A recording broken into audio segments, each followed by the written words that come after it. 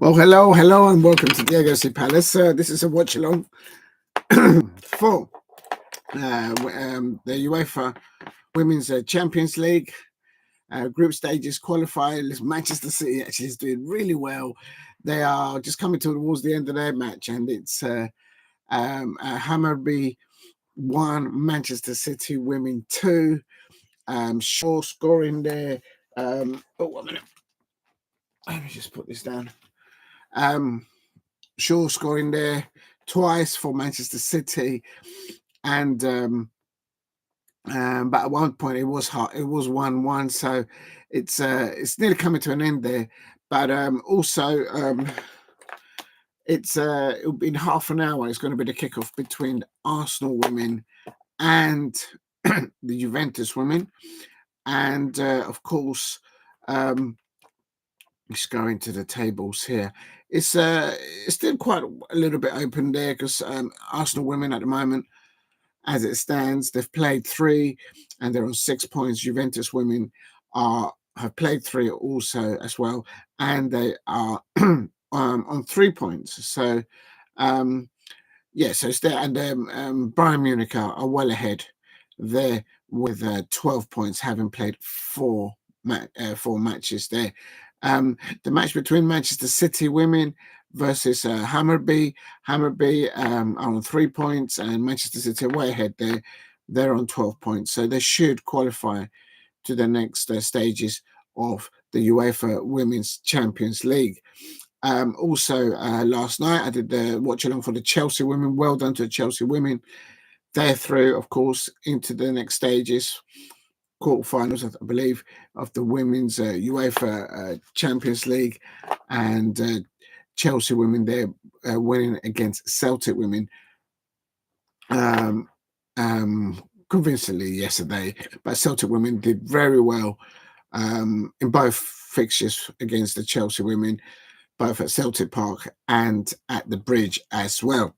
In the meantime, so we've got about half an hour before kickoff comes in. And we've got 1 minute. Oh, this is all tangled up. Look at this. I'm just going to get the commentary out for hold on a minute. I should have it here. So what do I put in here? I put Manchester City. It's actually live. If you go to the DAZN DAZN YouTube channel, big up to them. They are featuring it live on YouTube, and it's Hammersby Leicester City 1. So if you want to go and have a watch just as that there, that fixture is there as well. If you want to have a look at that one. And just going to have a look at another thing as well, so that I'll get ready for I can find it.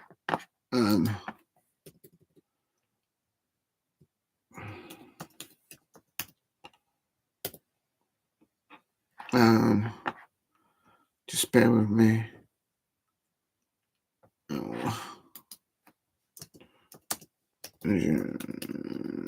In the description, I've put the starting lineups for the Arsenal Juventus women, because that's now out. And if you it's also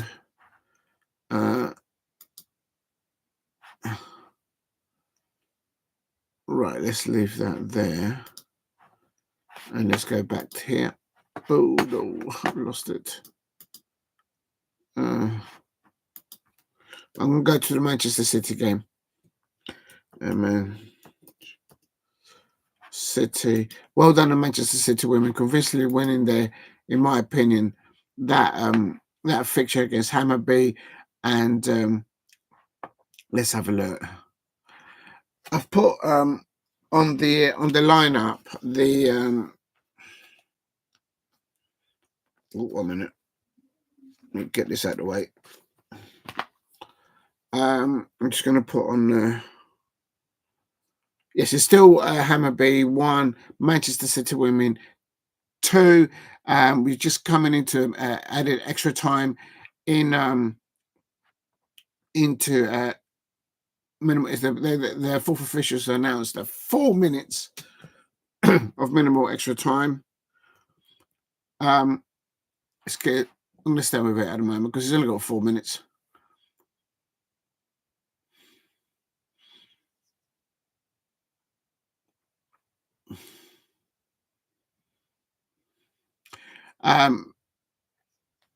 Manchester City women are playing, of course, light blue, and Hammarby are playing in white and green.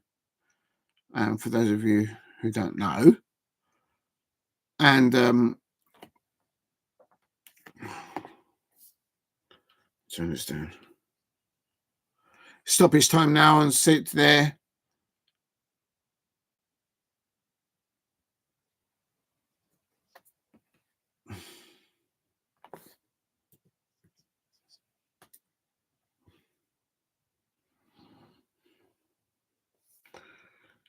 Let's make sure.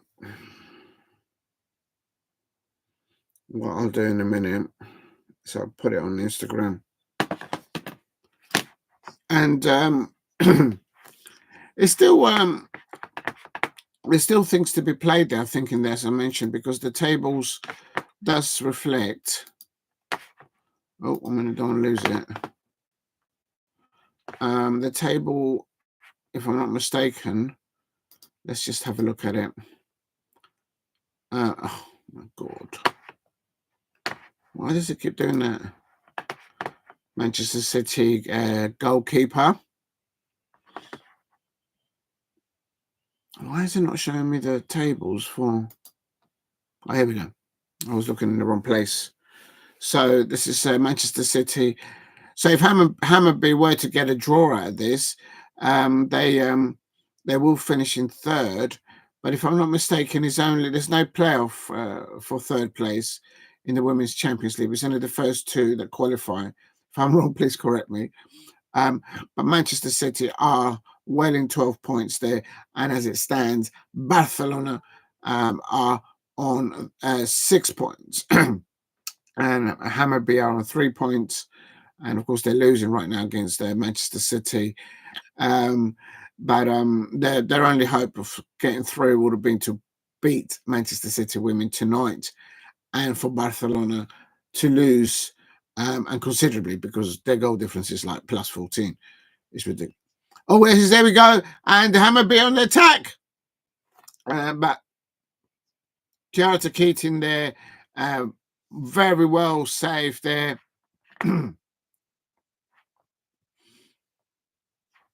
Hammarby have had their chances, I can't lie. But the Manchester City keeper, Keating, very good goalkeeper, very strong when it comes to the position, coming one-on-one onto her, and she covers the ground between the two sticks very well, and she stood her ground, and there's no going past her. It's as simple as that. So well done, Keating there, the Manchester City keeper. Of course, the manager for Manchester City is Gareth Taylor. He's doing well in the Super League. He's just got a few injuries of people, of course, and he needs them all back. And there it is. It's the full-time whistle there. And Katina Shaw's there. Two goals in the second half is the difference. And a very well worked out performance there. And Manchester City women are through to the quarterfinals. Like last night, the Chelsea women were through. And it is now, let's say, Greenwood there, their captain, for 3 points there. 3 points for Manchester City women there. And I'm just going to double check.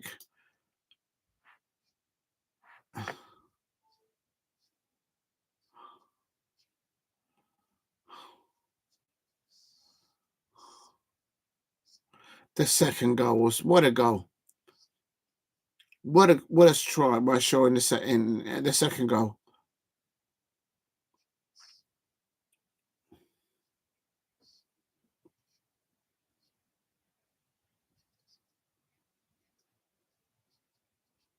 I don't think they've. I'm just looking at the record of Manchester City. Yeah, 100% record. They haven't drawn and they haven't lost. And there you go. And they're playing in, of course, the home of Hammarby there. And please keep hitting the likes and subscribe at Diego C. Palace. Oh, actually, I better type that in, I suppose. Please drop a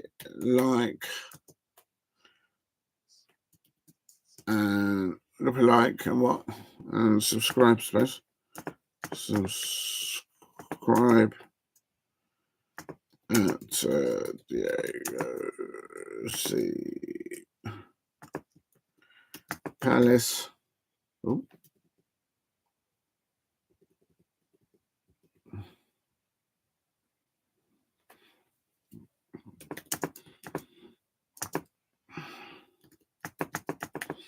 Diego C. Palace.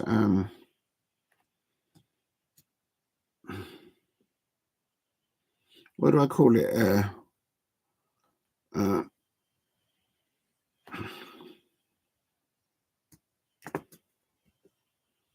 What will that do, space?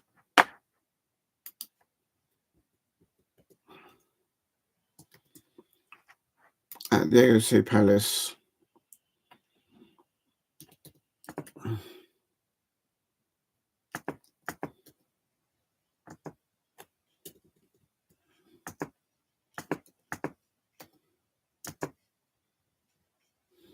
Right, that do, I suppose. I'll find it.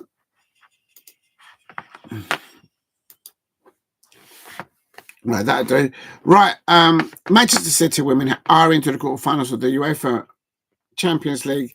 It's Hammarby 1, Manchester City 2. 2 goals from Shaw. The second goal, what a goal! What a goal! And Park and Hasawanga assisting the 2 goals for Shaw in the second. No, not the second half. There was a goal in one half and a goal in the second half. Because at one point it was 1-1. So Hammarby did come back. They did have their moments to try and at least get a draw or perhaps even go for a win, but it wasn't to be. It looks like Barcelona are going to go through with Manchester City. Manchester City women going through with a 100% record. They haven't won, they haven't lost, they haven't drawn in their games in the Champions. They're 100% record, and that tells you something. Right. Let me just look at the. I'm sure. Yes, also, I just wanted to say that St. Paulton and Barcelona are kicking off at 8 o'clock tonight. So that'll be interesting to see there as well.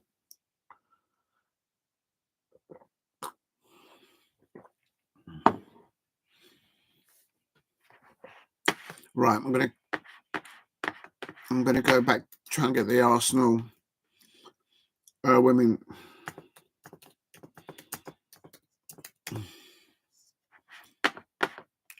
There we go, Arsenal Women's Champions League, and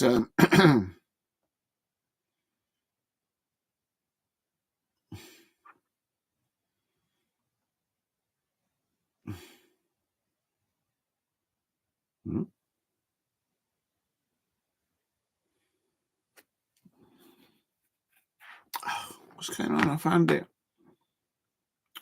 I had it a minute ago. Oh, right. Let me just have a look at this because I had the Arsenal game just a second ago, and I can't find it. Oh, I know how to do it. There.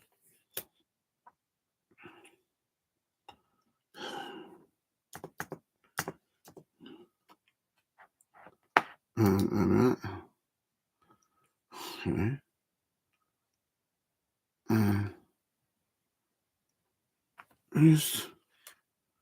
I'm sure I just.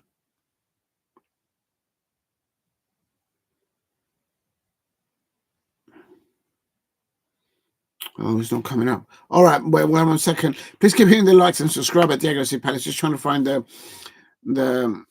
the stream for the Arsenal winning versus the Juventus women, and I'm just going to go into here, and I did have it, and it's completely gone now.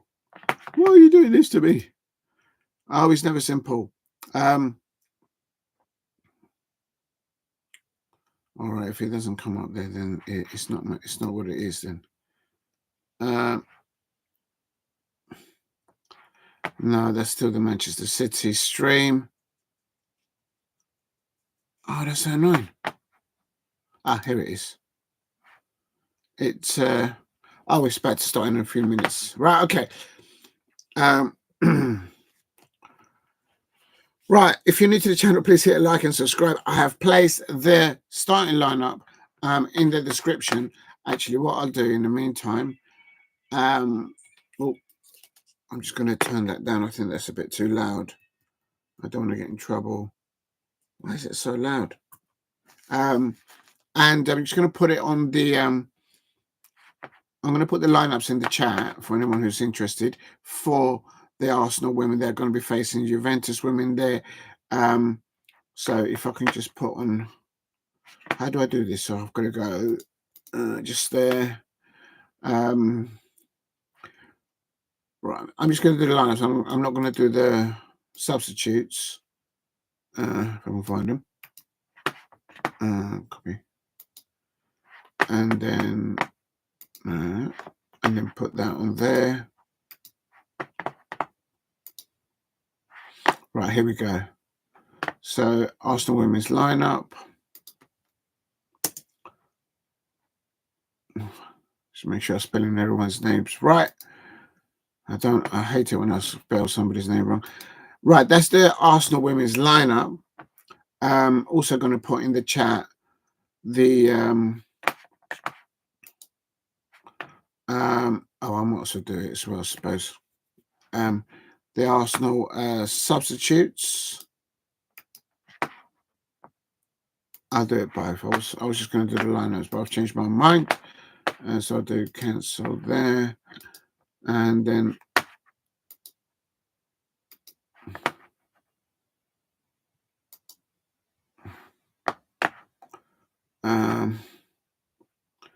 Arsenal subs. I think I might have got some of the subs wrong in the Arsenal bench. I hope I haven't missed anyone out. But anyway, and then I'm also going to put, of course, the Arsenal manager. And by the way, he hasn't made any changes as from the win against Tottenham Hotspur women. And as Renee Slegers, of course. So let me just put that on here.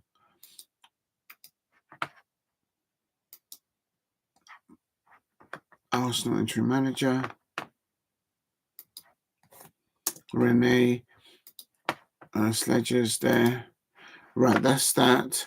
And now I'm going to put in the chat the Juventus. Actually, I'm going to put it all together. Juventus woman lineup. Oh, the reason why I put this information on there is because at a later date, if I want to see who played and who didn't feature, whatever for what club, then it's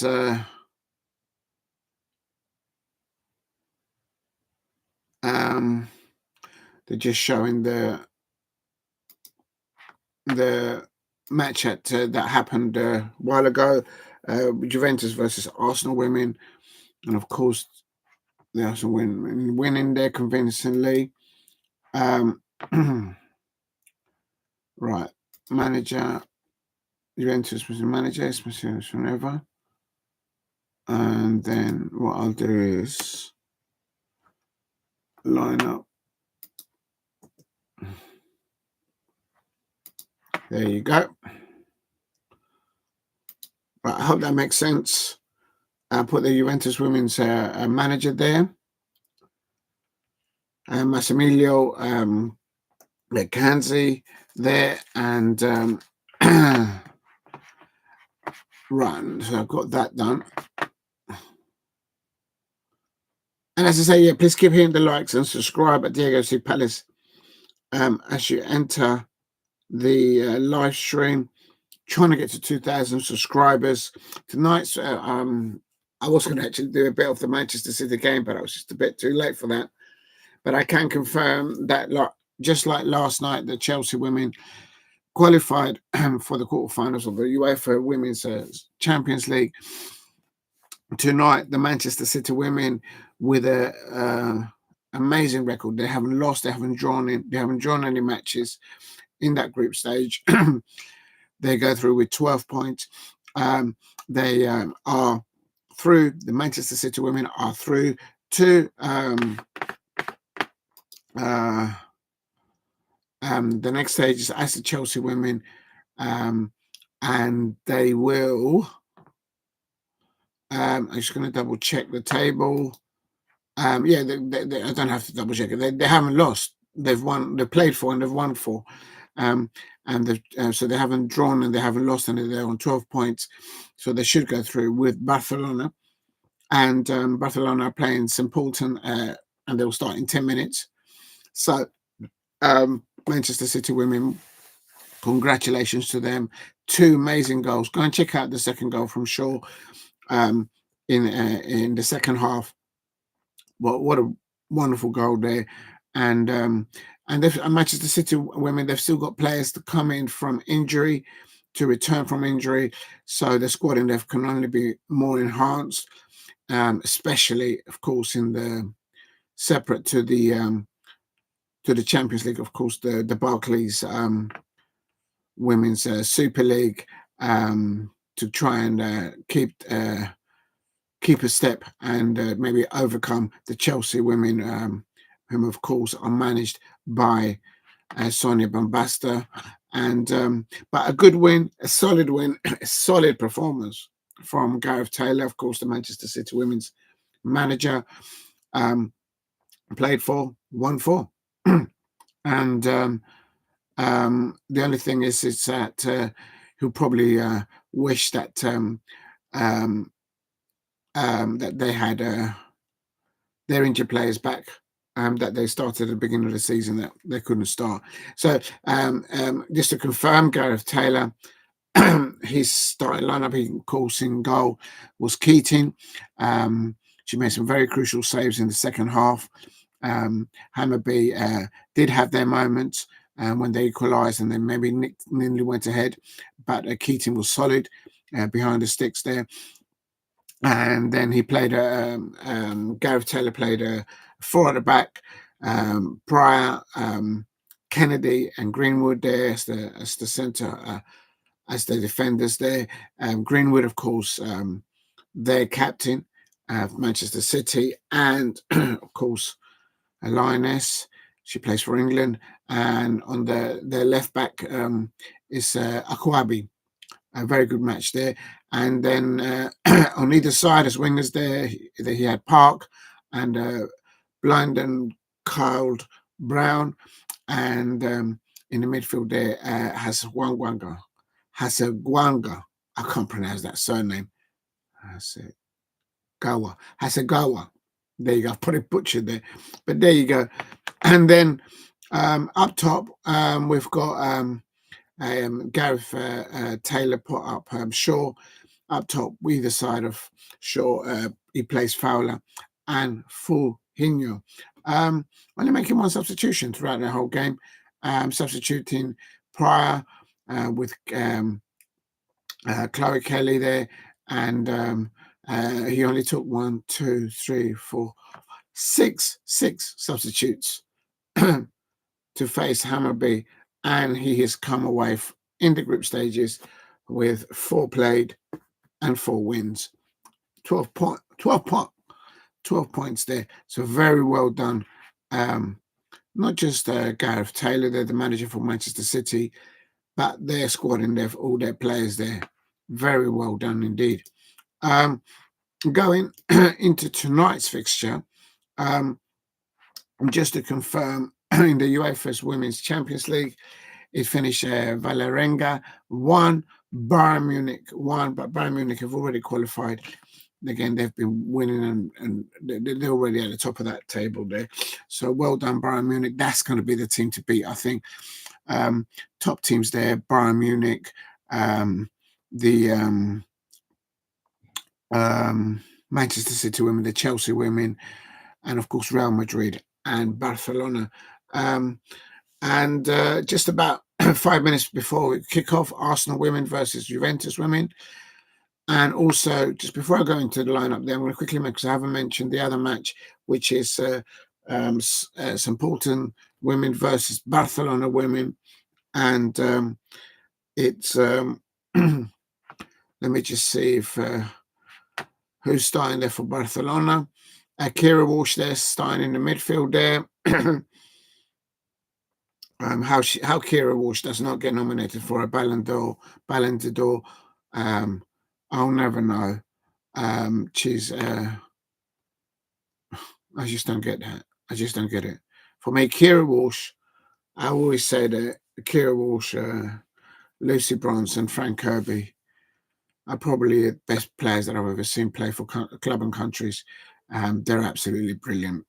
And how Kira Walsh doesn't get picked for a nomination of a Ballon d'Or, she should have won it. She should have won it at least once. But she doesn't get nominated. It's absolutely ridiculous. Absolutely ridiculous. I don't know. Okay, and they're, of course, playing against St. Paulton. They expect Barcelona to win there. My prediction is St. Paulton 0, Barcelona women 3.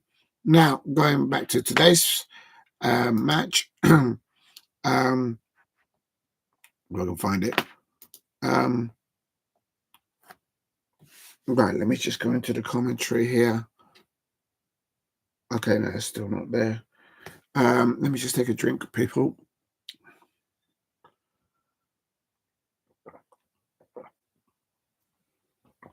Please give him the likes and subscribe at Diego C. Palace. They're just showing the highlights of the last fixture where it ended there. Juventus 0, Arsenal women 4, and yeah, it was like in the second half it was shooting practice. I'm not just being disrespectful to Juventus women, but that's what it was. That's how it felt like as an outsider looking in. In the first half, the Juventus women held the Arsenal women position for position, but even still, most of the possession play was in the fixture. Arsenal women winning 4-0, and now I'm just going to do. They're just showing the celebration there of the Celtic women's going ahead, scoring first, and yeah, well taken goal there. And I did a live stream for that yesterday. If you want to watch it there. All right, let's have a look. I've got here.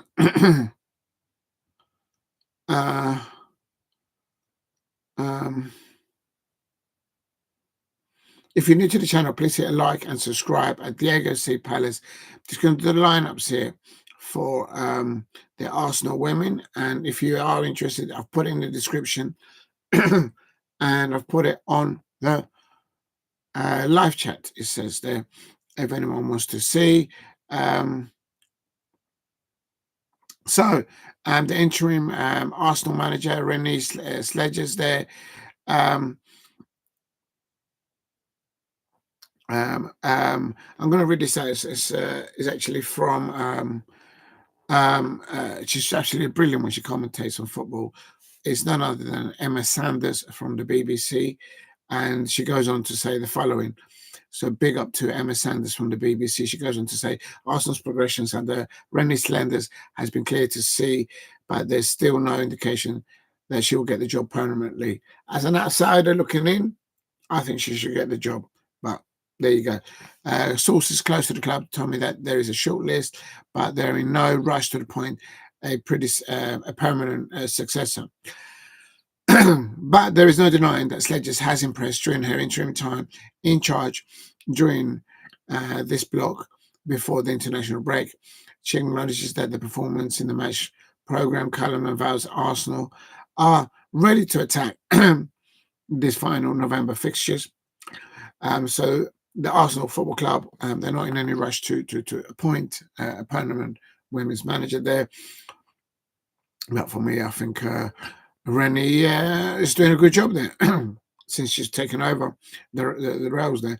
And she goes on to say, quote, we look at the team, this is a quote from the manager, we look like a team on and off the pitch, and the win against Tottenham at the weekend, of course, Arsenal women won against Tottenham Hotspur women, was a perfect example. She goes on to say, this is quoting the Arsenal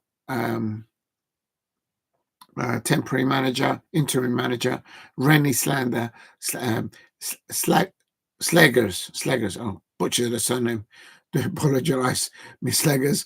And then she goes and say the team is creating something special together where everyone is responsible and everyone feels the benefit. But we're not done yet. So there's more to come. That's the quote from the interim Arsenal manager, Renee Slegers, and I think Rennie should get the job. As my view, as an outsider looking into that. Had she been in charge at the beginning of the season before the transfer window started, would they have got to go for? Would their Arsenal would have got rid of Vivian? I don't know. Ask Arsenal women football fans out there; they'll probably have a bit more info in that. But so there's a lot of changes. So that quote there, that article was done by Emma Sanders of the BBC. Just brilliant when she commentates on women's football. I always look to see what she says, and so looking forward to this match. That's why I'm doing this watch along. It is hopefully an opportunity for both Arsenal women there in this table. Let's just have another butchers at the tables there. Arsenal is second place.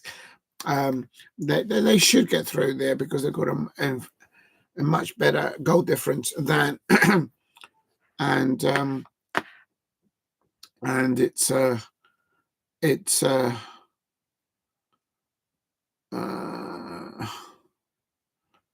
it is. Oh, wait a minute. Oh, come on. And I've just lost the stream. But anyway, it's yeah, Bayern Munich go through with 10 points. I think Arsenal women at the moment as it stands, all playing for with Juventus as well, because at the moment they're drawing because the game's just started. It's 0-0. So Arsenal women are on 7 points and Juventus women are on 4 points. If you can hear my voice a little bit groggy, it's because I've just come off a cold. I'm just on the recovering. If you watch the watch along from yesterday, I was like literally, I could barely talk. So I'm just getting back to normal now. But I couldn't miss this match. Arsenal women versus Juventus women there. I'd like to see how it progresses there. Let me just pause this for a minute. And now let me go over to there. That's the wrong one. It's 3 minutes into it now. Here we go. Right. Arsenal now with a throw on the near side.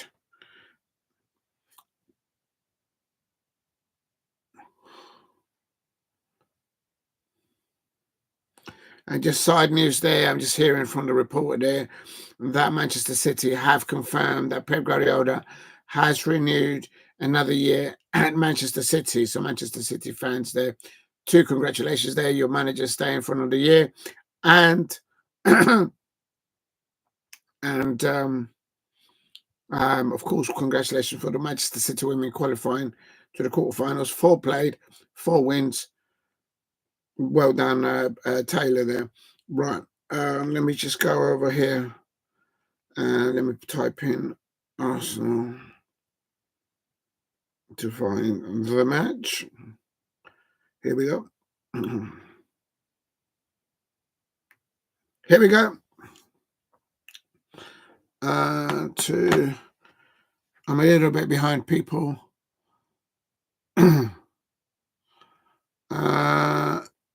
Here we go. I'm on 3 minutes, so you guys might be a little bit behind in front of me. If you're new to the channel, please hit a like. I need to drink something because my throat's going, but it's I'm recovering at the moment. At least I can breathe now. Yesterday I couldn't. If you're new to the channel, please subscribe at Diego C. Palace. I do coverage of Crystal Palace women, home and away fixtures when I can, or if I'm at the matches, when I can go there. And also I'll cover other Barclays women football clubs. In this instance, as you can see, is the Arsenal women playing in the UEFA Women's Champions League. They've got their interim manager of Renee. I think she should get the job. I'm the outside looking in. Maybe Arsenal women fans maybe will think that she's not ready for it. I think she is. And I can see my prediction for this one is Arsenal 3, Juventus women 0. I can't see Juventus women scoring past Arsenal today, not with the lineup that the Arsenal women have put up there. In goal, Arsenal have gone for Domselaar, a back four of Fox, Williamson, Catley, and McCabe.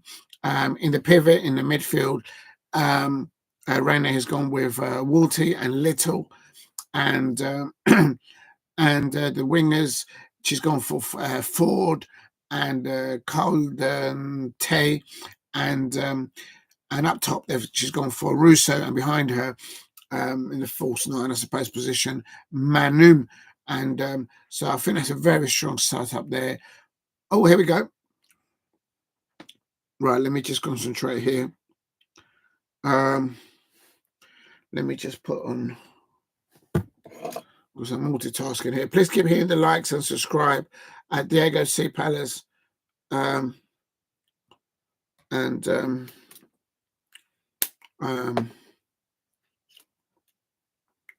me just see. Oh, my days I haven't turned on the Bluetooth, have I? So what do I got to do here? Just bear with me, people. Oh yeah, I didn't put it on Instagram. So let me just do that now. But before I do it, I just got to go to Bluetooth, get that connected so I can just listen to the commentary. I'm just going to put it on. Oh, it's not working now. Oh.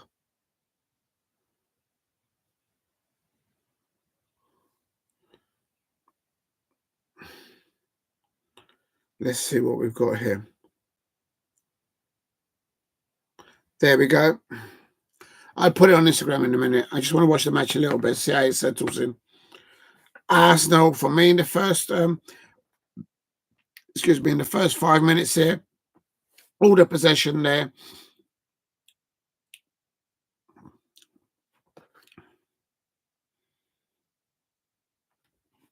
Good defending there from the young German defender from Juventus. I don't think she started last match against Arsenal women. I could be wrong. But good defending there from the that's Krumbingel is her name. And it's so far in the first 5 minutes, 6 minutes, all the possession has been Arsenal women here at the Emirates. And oh, here we go, Juventus. Oh, she won the ball back. She lost it then. It's a bad pass there from I think that's Benison from Juventus. Here we go.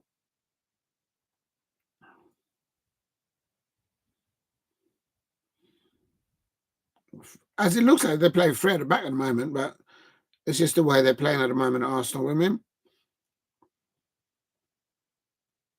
When they're playing the ball back here, back to the goalkeeper, Van Domselaar. It's a Netherlands surname, so I try not to butcher it. The Arsenal goalkeeper.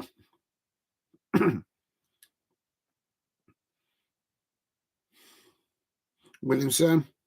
Williamson. And set Catley there. Doing 1-2 there at the back. Ball forward. Russo, they're getting the ball, but she's lost control of it. You don't hear that much.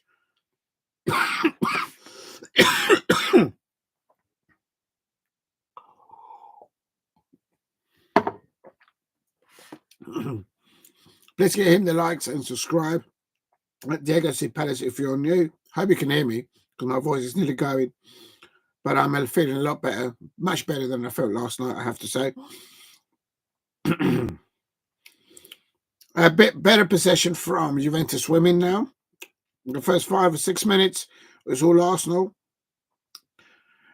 Crumbler on the left wing here, approaching the Arsenal penalty area, crosses it in. No one there.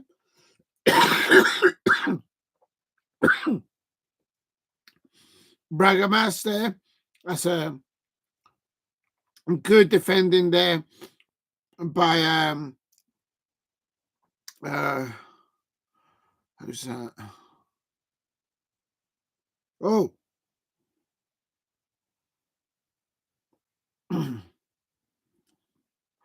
Great atmosphere there in the Emirates. There always is for Arsenal women matches. And it's still Arsenal women 0, Juventus women 0. Goal kick there by the Dutch Arsenal goalkeeper, Van Domselaar.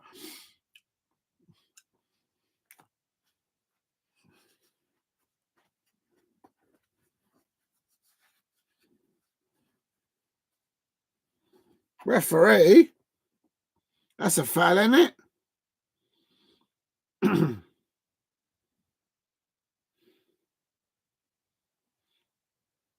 Referee getting in the way here. What's going on here? What's going on here? And she does a drop ball for Arsenal. What's going on? Are Arsenal players getting favouritism here? If the ball hits the referee and then the referee does a drop ball and gives it to the Arsenal player. I mean, what's going on there? Now we go. Driving there on the right-hand side now. And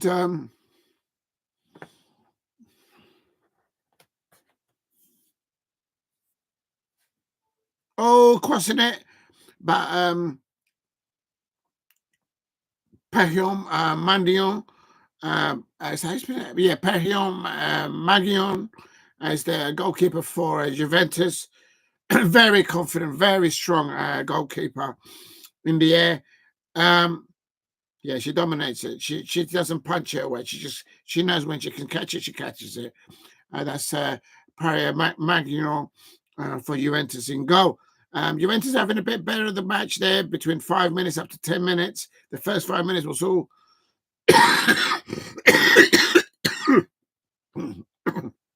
oh my days.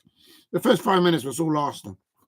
But after 6 minutes, I've got the Juventus women coming into it, attacking on the left-hand side there and whipping the ball across. It's Williamson on the ball there. Oh, they've lost the ball. Back to Williamson there. They should cross it. She switches the play. Leah Williamson has been coming for a bit of criticism, but I think that might have to do with all the changes of management upstairs and all that sort of thing, as an outsider looking into the Arsenal squad.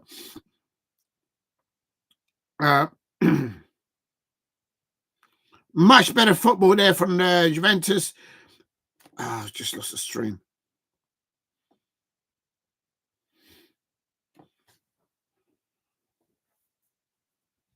Please hit like and subscribe at Diego C. Palace. My prediction for this is Arsenal women 3, Juventus women 0. But at the moment, still 0-0. Even Stevens, the first 5 or 6 minutes. Here is a minute. Actually, I'm going to put this somewhere else because this is so annoying.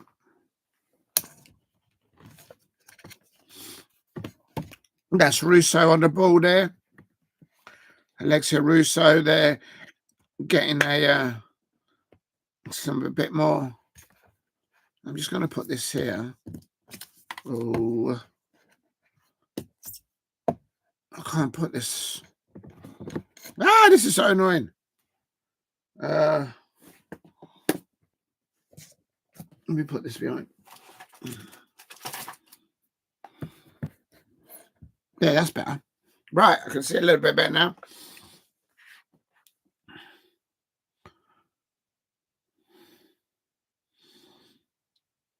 Here we go. Cantorio.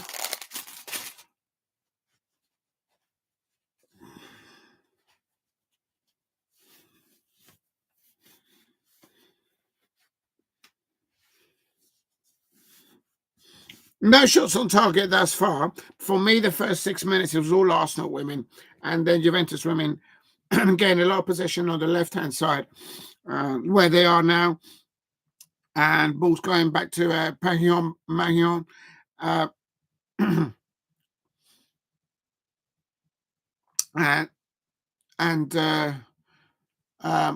Big up to you. Yeah, my voice is going. Big up to you. Good afternoon, or should I say good evening? Very evening. At Stev. And yeah, you sound like a real... Listen, let me tell you something. There's a good Spanish tapas bar on Portobello Market. In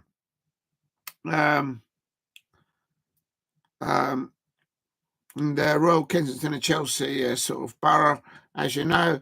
By the King's Road, you see all sorts down the King's Road. There's a saying that if you walk there on a Saturday afternoon, on a really hot sunny day in the summer, you probably walk past a lot of celebrities and whatnot, and you don't really realise it, and you do. I got a selfie with talking about the King's Road. If you look back on my Instagram and also on the YouTube, David Hay, the champ, he's still the champ. David Hay just politely stopped. I stopped him on the King's Road. That's right, I said it. Diego C. Palace. Stop. No, I didn't stop him. I politely he realised that I went past him, and I went back and I said, I've got to get a selfie. I've got to ask him politely. I waited for him to get off the phone, and then I said to him, look, apologies for you getting off the phone, but I said to him, are you David Hay? Because, do you know what I mean? This is like, if he weren't, there's going to be scenes. You know what I mean? You can't go down King's Road and pretending or walking all nonchalant and pretending to be David Hay. You can't do that. Do you know what I mean? So this guy was looking at him because slightly bit taller than me. And then he says, smiled, and I said, yeah, it's all right for a selfie. And he did a selfie. So big up to the champ, David Hay, and apologies for interrupting your phone call on the King's Road. Walk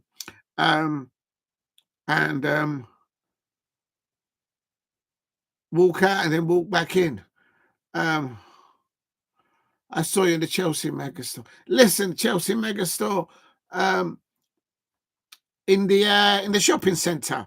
I think I know where you're on about. The little little shopping thing, and to the right, what was it?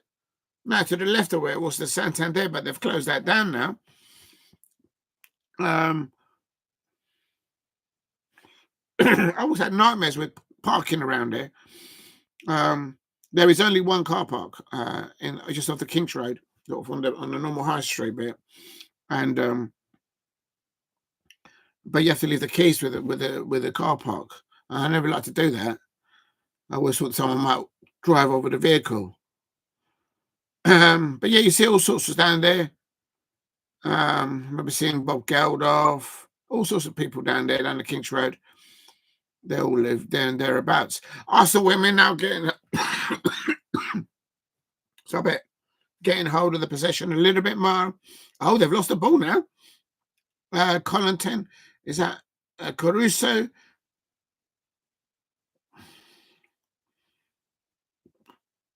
I saw something really strange. And the referee the ball hit the referee, and then she gave the ball back to the Arsenal players. Juventus coming forward, whipping it to the back post. Oh. So you walk back in. Kingston won. What do you mean Kingston won? If you can't hear me properly, so my voice is going, so I may be saying something, but it's coming out of something else. But I'm getting better now. I can actually breathe now. I can smell. I can actually. I'm feeling a lot better now. Yesterday, I don't know how I did that watch along yesterday. Real talk.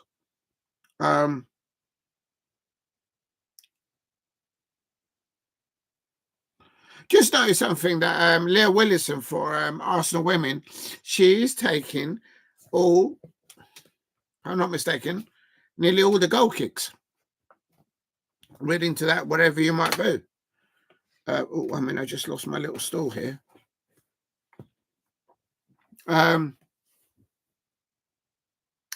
Kingston one. What do you mean?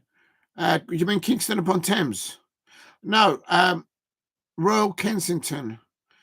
The borough's the King's Road is in the borough of Royal Kensington, Royal Chelsea and Kensington. That's the name of the borough actually. And but actually, a lot of people get it mixed up, and they shouldn't. As you know, Chelsea, the bridge, the Chelsea football stadium, is not off the King's Road; it's off the Fulham Road. But those two roads are very parallel with each other, with Old Brompton Road as well. But here comes the Juventus women. And Juventus women again, the points attack. Oh, it's on the last third. The Juventus women are not able to pick a player and then make a target on the Arsenal goal. You should have had a day off. It's only Arsenal. Look, I tell you what, Arsenal women, they've got an interim manager, and her name is Renee Slegers. I think she should get the job, and I reckon she'll give Sonia Bombaston of Chelsea a run for her money. Real talk. So we'll have to wait and see.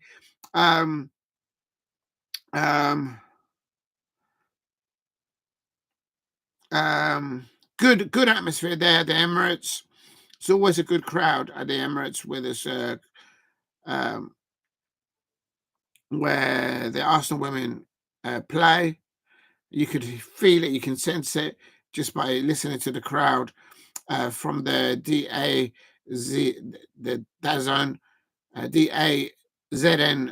live feed there. Big up to the DAZN people there for broadcasting this for free. Please keep hitting the likes and subscribe.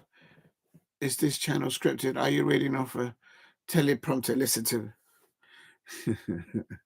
listen. I still live in the 80s, and I remember CFAX and Teletext, and a lot of people will be ashamed to say that.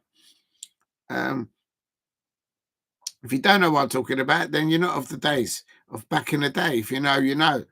So teleprompter, listen to this. And here's Arsenal now on the right-hand side.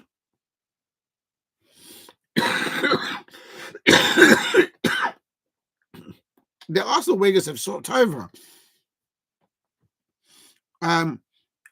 Fox is now on the right-hand side and just out on the left. I'm sure of it, unless I missed it. But some of the Arsenal players have swapped positions. It's a bit early to do that. It's only 20 minutes. So good defending from Juventus. Every time that now the Arsenal switch the ball to the left-hand side, McCabe to Little, crossing it in, and Russo was up there, but the defender there, I don't know which one of the defenders got that. Might have been Cascarino. Who remembers Cascarino back in the day? I remember there's a Cascarino back in the day. I wonder if she's related. I think her brother plays. Yeah, Good positioning for Russo in between the two centre halves, but the ball not dropping to her head. But she had 5 yards and 5 yards space behind her from between both centre halves. So Del Piero, he used to do that brilliantly, dropping into the pocket between the two centre halves, whether he was playing against at club level or international level with the Italian back in the day.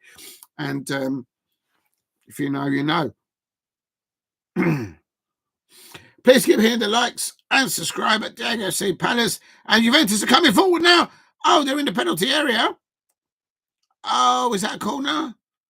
That's a corner, isn't it? Oh, is it? What? That's a corner, isn't it? They've given a corner, and the home crowd are not happy. Of course, the Arsenal fans are not happy. They're thinking that that should have been a goal kick. Schuster,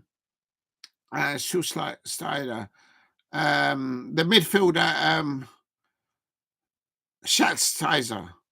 I can't pronounce that name. Oh no, she used to get over the ball. Schatzler is over the corner. No, she's not. Somebody else is going to take this to him. Oh no, she doesn't take the corner. Caruso took the actual corner there for Juventus women.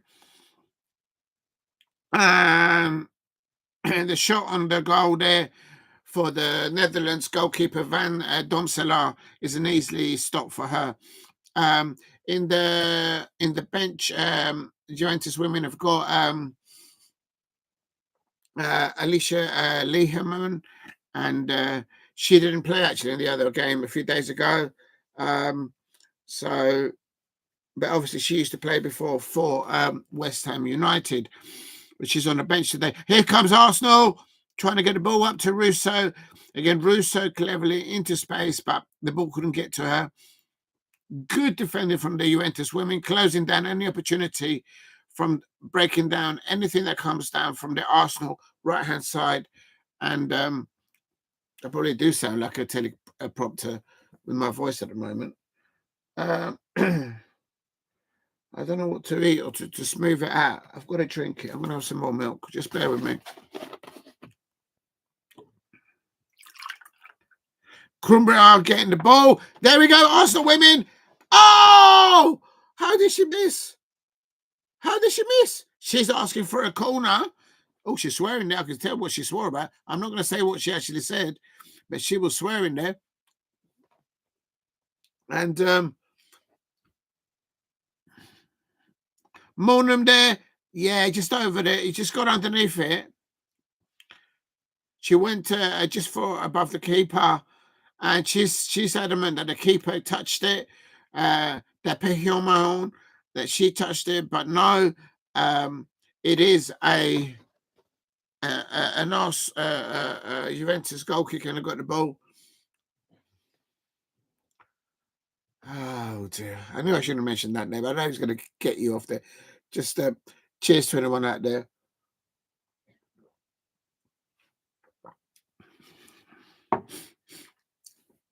Right. Literally, there's not been that many attempts on goal from either side. Really just one apiece there. If you're new to the channel, please subscribe at Diego C. Palace. It's an Arsenal throw-in deep in their half. And the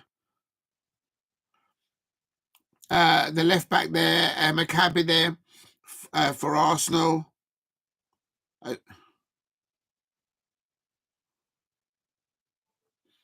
Now is a Juventus throw-in deep into the Arsenal. So this Lenzini is taking the throws in. It's gone into the penalty area. Cleared by Walti there for Arsenal. Oh, there's an Arsenal player down injured.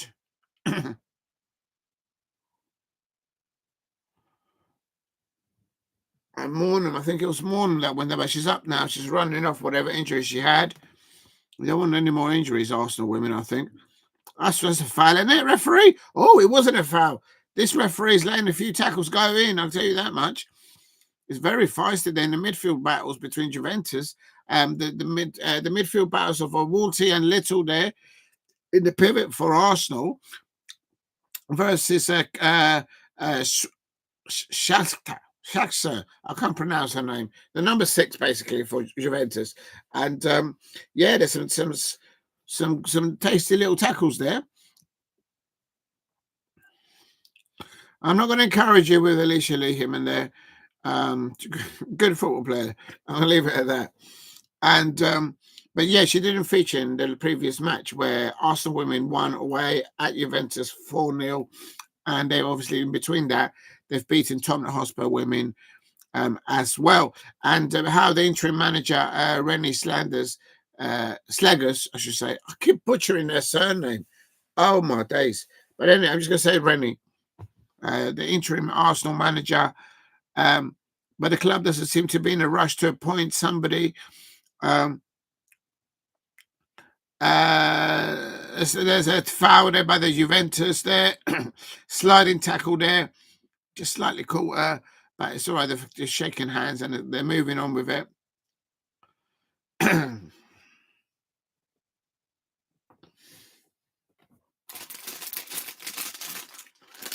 I should have some crisps. I keep eating too much during these watch-alongs. And I think that's a good thing. Especially with Christmas around the corner.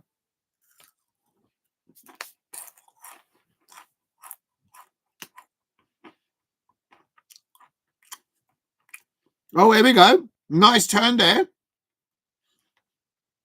McCabe now on the left-hand side, crossing it. And headed out there by the Juventus defenders. Here comes Arsenal again on the left-hand side. Caldentey out to McCabe, whipped in to the back post. Oh, he nearly crept just over the crossbar.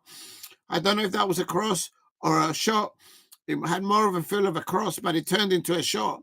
And the ball just hitting the top of the crossbar. So I think that was a cross, but it nearly crept in there. So there you go. Please keep hitting the likes and subscribe at Diego C. Palace. I've put the lineups for both the women for Arsenal and also for the Juventus women starting lineup, both in the chat and in the description. I hope I haven't spelt anyone's names wrong. I get annoyed when I do that, and then I look back at it and then I get it wrong. And it's...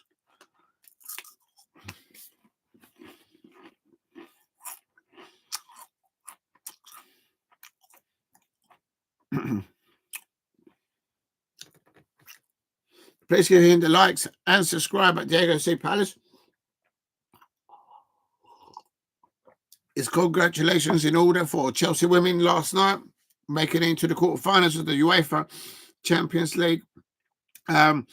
Just a few minutes ago, Manchester City women qualified, played for, winning for, maximum points there. Manchester City, go and check out Shaw's second goal. What a blinding goal. What an amazing player for City there. The Juventus manager, Massimiliano, he's got a decent tail, I can tell you that much. Suit, and he's wearing a black polo neck, well suited out. No, here we go. Caldentey there. Walti. All on the left-hand side. Why doesn't the Arsenal women switch it to the right-hand side? It's all on the left-hand side. They're trying to walk it through or whip it in from the left-hand side. And there's Russo. Russo in the penalty area, but far away. Now out of the penalty area. Back to Caldentey. And she crosses it out to McCabe into the box. And there's 3 Juventus defenders there covering the line there, making sure there's no one on the back post. Very well defended by Juventus women, I can't lie. Please keep hitting the likes and subscribe at Diego C. Palace.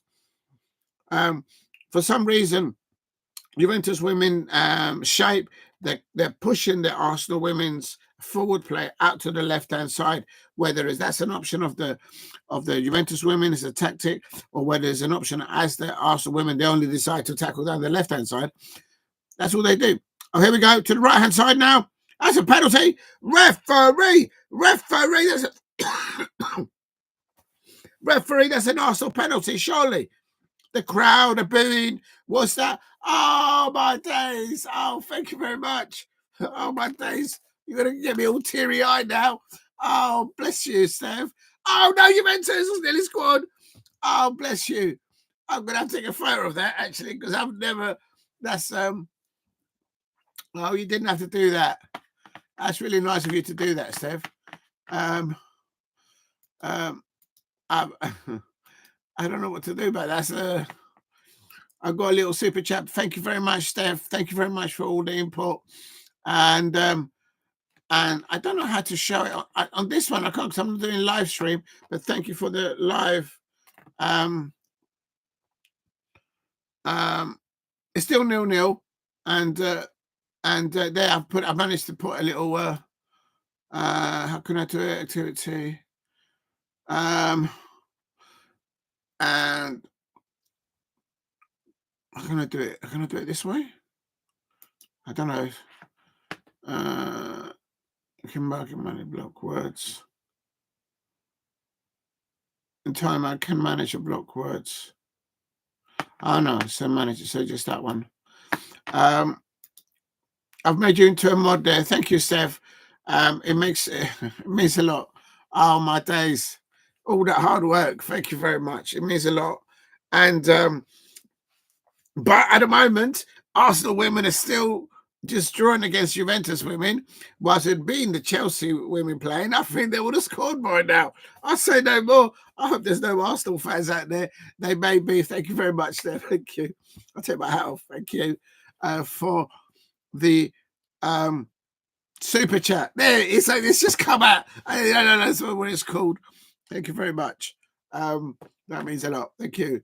And this is Juventus women. Oh, on the back post. Juventus women could have scored then. That was Cantore, a long ball in from outside the area to the back post. And let's have a look at this. Cantore, she was just trying to guide the ball forward. But there was two other Juventus women. There is another goal kick. And Williamson is taking the goal kicks. And I just hope my voice lasts. And here we go. And there's Russo on the ball. Arsenal on attack. Oh, they've lost the ball. Why? Arsenal women. Good defender, this youngster. Krumbrigal. She didn't play for Juventus in the 4-0 defeat a few days ago. Krumbrigal, I don't know if she was suspended or she was injured, but she's been brilliant for Juventus. She stopped any attacking play. And that should have been a foul there by the Cascarino was literally doing yeah, she got a yellow card. Cascarino got a yellow card there. Tony Cascarino, that's the name I remember from back in the day. But obviously, that was a long time ago. If anyone remembers the 90s or the late 80s, Tony Cascarino, back in the day. Wonder if they're related. But anyway, and Juventus clearing the ball there. Big up to you, Steph. Thank you very much. And Cantore nearly got the ball there.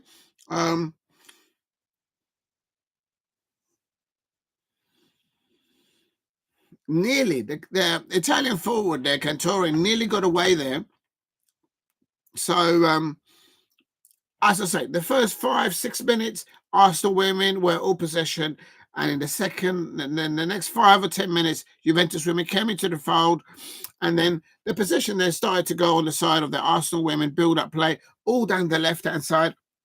Very disciplined in the Juventus women, defending. The right back, Bergamaschi, very good. And on the left-hand side, the Juventus women's left back, Krumbingel. I've never seen her before. She didn't play against Arsenal in the last match. I've just checked. but she's actually their best player, I've got to say. She's stopping anything that's happening on the right-hand side. There's an Arsenal corner on the right-hand side. They've taken a short corner. Why have they taken a short corner? They've lost the ball straight away. Arsenal women, why did you take a short corner? You got the momentum. Ask the questions. Don't understand why Arsenal women's team, they lost Vivian out to Manchester City in the transfer window. I never understand that, because she's still, I mean, okay, she's injured now, but there's still a player there. Vivian, Medina, Viv. It's Arsenal women here on the right-hand side now. And out comes Krumbel, and the positioning of her makes sure that Russo, when the ball came out to Russo, the ball was too far away. Russo, that's good defending from the Juventus women there, Arsenal women there. Walti and Little doing a little 1-2 in the pivot of the midfield. Russo, they're coming in quite deep there. She's playing like a deep number.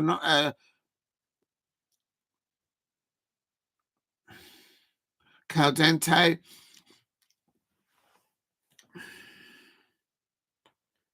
It's my feeling of it. Juventus, when Juventus get hold of the ball, look. There's an example. They got the ball, and on the left-hand side, Krumbel, the left-hand side. I'm gonna have to Google where she's from, where she's played, because she's made a difference this first half into what happened in the second half of the previous match, where Arsenal women won 4-0. Krumbel is the difference. When the Juventus women get hold of the ball, I get the sense, as an outsider looking into this match thus far, we're into about 38 minutes. They are, Juventus women are moving. What else do we do? Channel activity. I don't know what else to do here. Oh. If you're new, please hit a like and subscribe at Diego C. Palace. Yeah,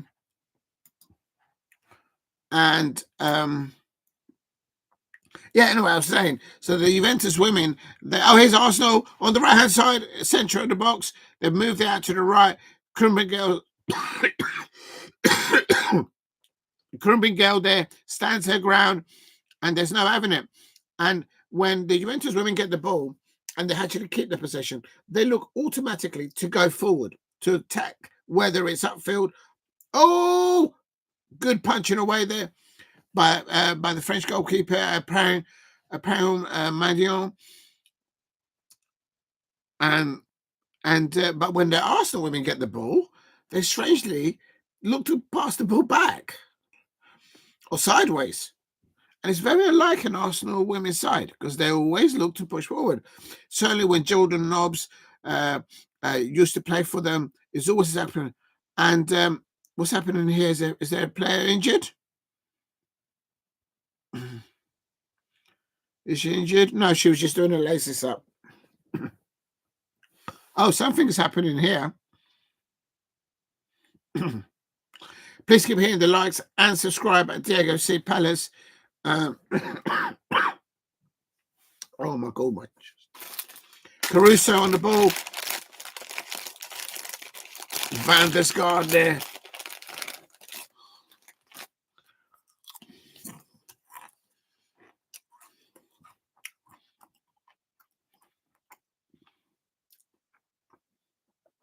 Please give him the likes and subscribe at Diego C. Palace. This is a watch along for the Arsenal women versus Juventus women. The Netherlands Arsenal goalkeeper Van Domselaar just kicking the ball out. Now the ball's been switched to the left, to the right-hand side. Little away there from Shakna there. And Fox careering forward. Here we go to the right-hand side, but the ball's just been overhit. Oh, unlucky there. But good movement, good thinking of moving the ball in. And there's the Arsenal interim manager, Renee. And a lot of pressure on her, because I think she does want to take the job on. And as an outsider looking in, I think she should get the job. I think she's doing a good job there.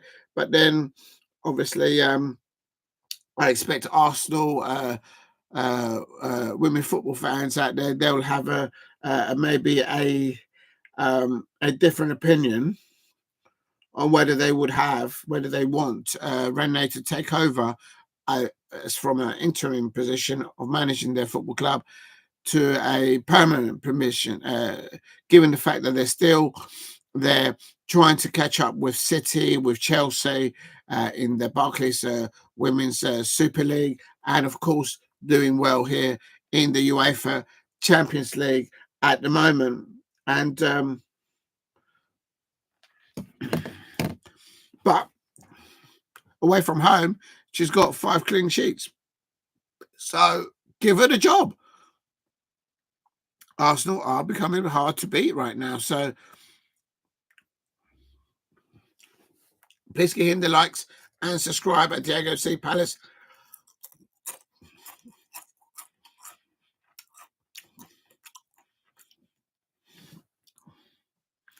Now, Leah Williamson with the ball down. Literally, there's only 2 defenders in the Arsenal half now. That's how high up they're pressing, or pushing up, I should say. And midfielder coming in to help out. Getting forward. This is what I'm talking about. No. Vansgaard dropping deep and getting into the exchanges between the Arsenal players and winning the ball. And now Juventus women, this is what they're doing. Now they're switching the ball over from the left-hand side to the right-hand side. The Arsenal women are not doing this when they get possession. So they're passing sideways, or they're actually passing the ball backwards. The Juventus women have switched the ball, and now they're in the Arsenal half, deep into the Arsenal half, near the corner flag. Oh, they've lost the ball. That's an Arsenal throw there.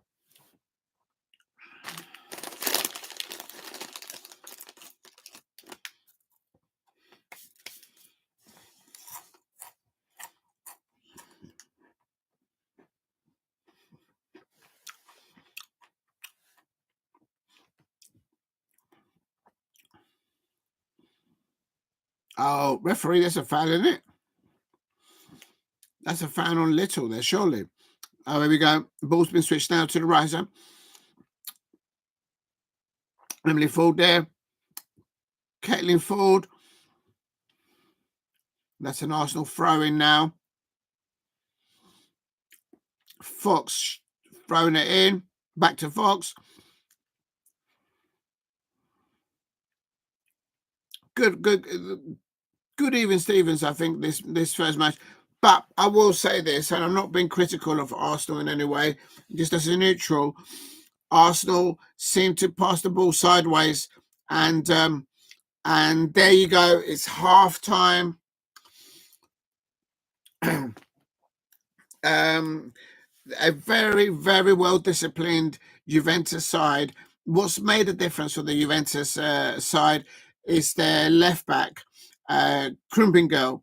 She's prevented Arsenal from attacking anything down the right hand side. Of course, she's on the left hand side receiving it, and also I've noticed Van der Schaar, the Juventus striker there, sometimes coming in deep and interfering with the Arsenal when the Arsenal get the football.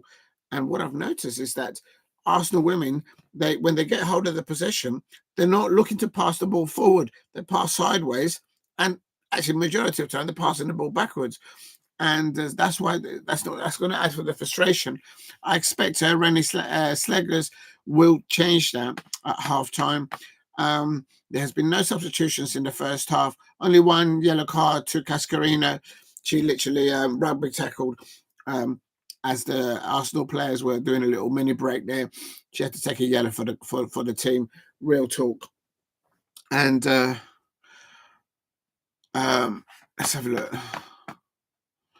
I don't know what to do. Right, just want to also confirm, because it's half time, the other scores.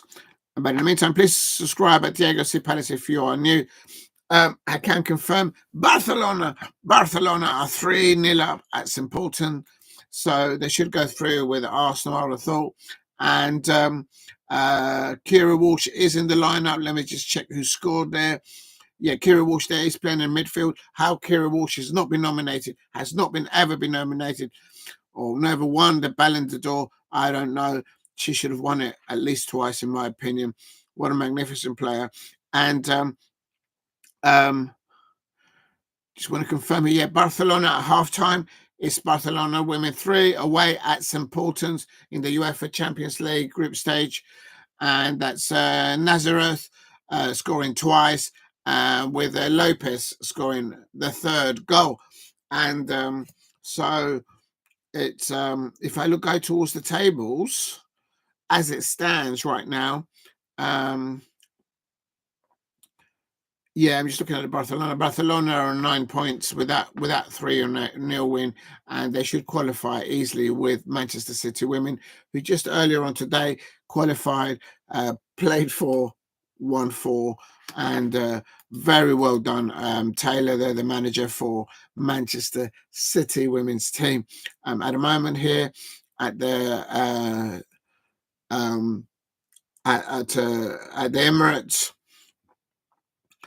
And this is Stadium of Light. I don't know what I'm saying. At the Arsenal, I should say. The Arsenal women have been frustrated. They've been held to a 0-0 draw at halftime. It is they've played 4, and as it stands, they're on 7 points. But this can change if Juventus were to get. Let's have a look. If they were to get 2, they'll both be on 6. But then the goal difference is too much. So I think Arsenal should be safe, but maybe they're not doing it by goal difference. I don't know. Maybe it's goal scored, but even with goal scored, they've got more. So I don't know. I think Arsenal should go through in second, because Bayern Munich, they've drawn today, but they've got 10 points, so they can't be caught. And of course, last night, Chelsea women, congratulations to them. They qualified to the Champions League quarterfinals, the UEFA quarterfinals of the Champions League. So well done to them as well. And just going to turn this down a little bit. Oh, a minute. Let me just try it. Actually, I'm going to put it on.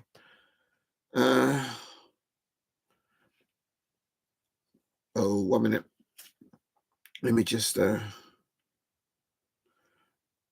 going to try and share it onto. I'm going to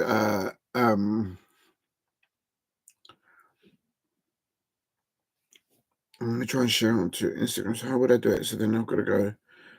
I suppose I've got to go there.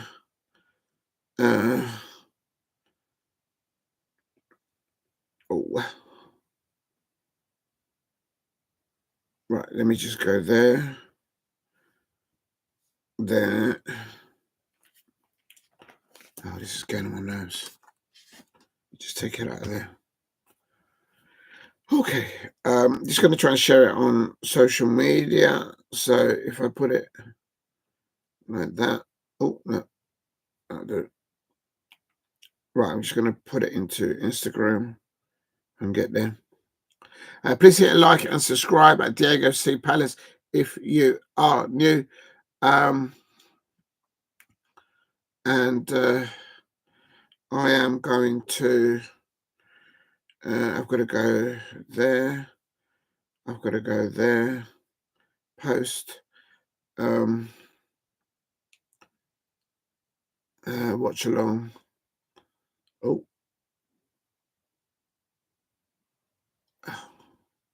Right. Oh, that do. So what do I type in there? Oh, I've got to turn this down, I suppose.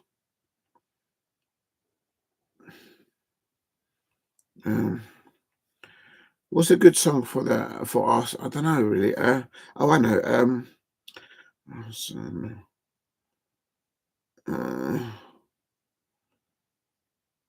suppose that one. I suppose.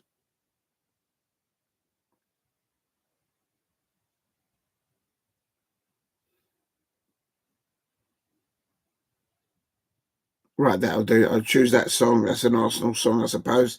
If I got it wrong, I guess someone will put me right in the comment. Just sending it on Instagram, live now on YouTube at Diego C. Palace.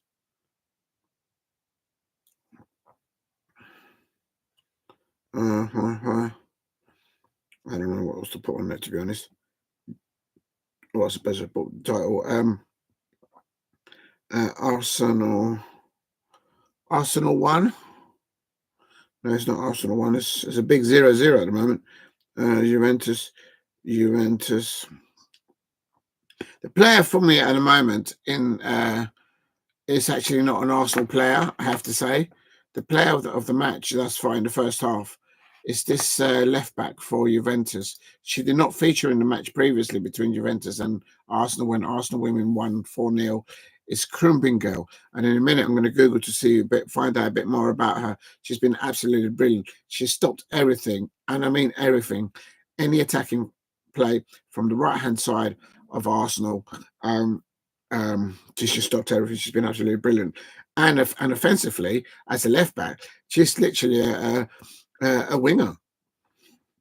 I suppose forever. And then what is this? This is so that's the player. So I can't give a player of the match for the first half for any of the Arsenal players, and that's telling you something.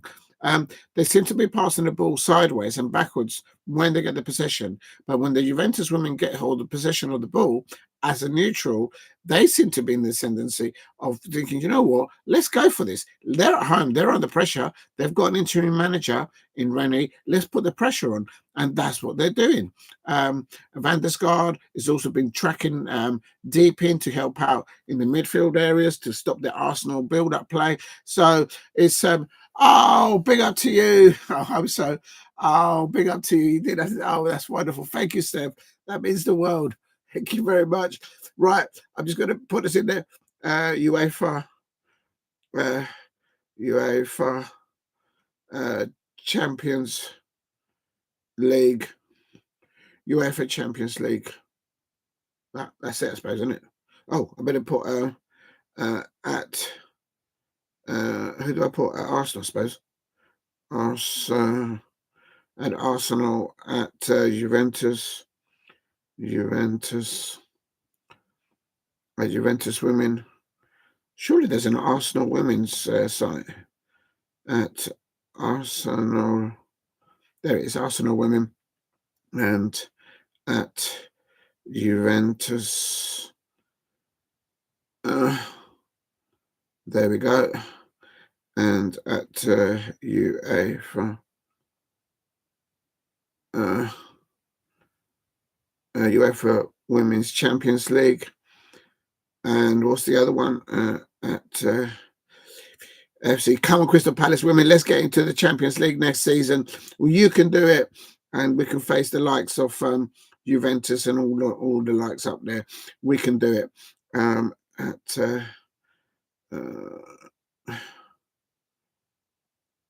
then at I don't know why I put all these other names in. I don't think anyone pays attention to it. But anyway, I'm just sharing it on Instagram. Is that right? Right, off it goes. But thank you very much, Steph. Thank you very much for that £2 super chat. And I've made you a mod. Thank you very much. Not too sure what powers you've got as a mod, because there's two types of mods, so I've got to go back and read it. So you probably could probably control the whole thing now. I have no idea. So I've flipped it there. Thank you very much. It's it all goes back into the channel, and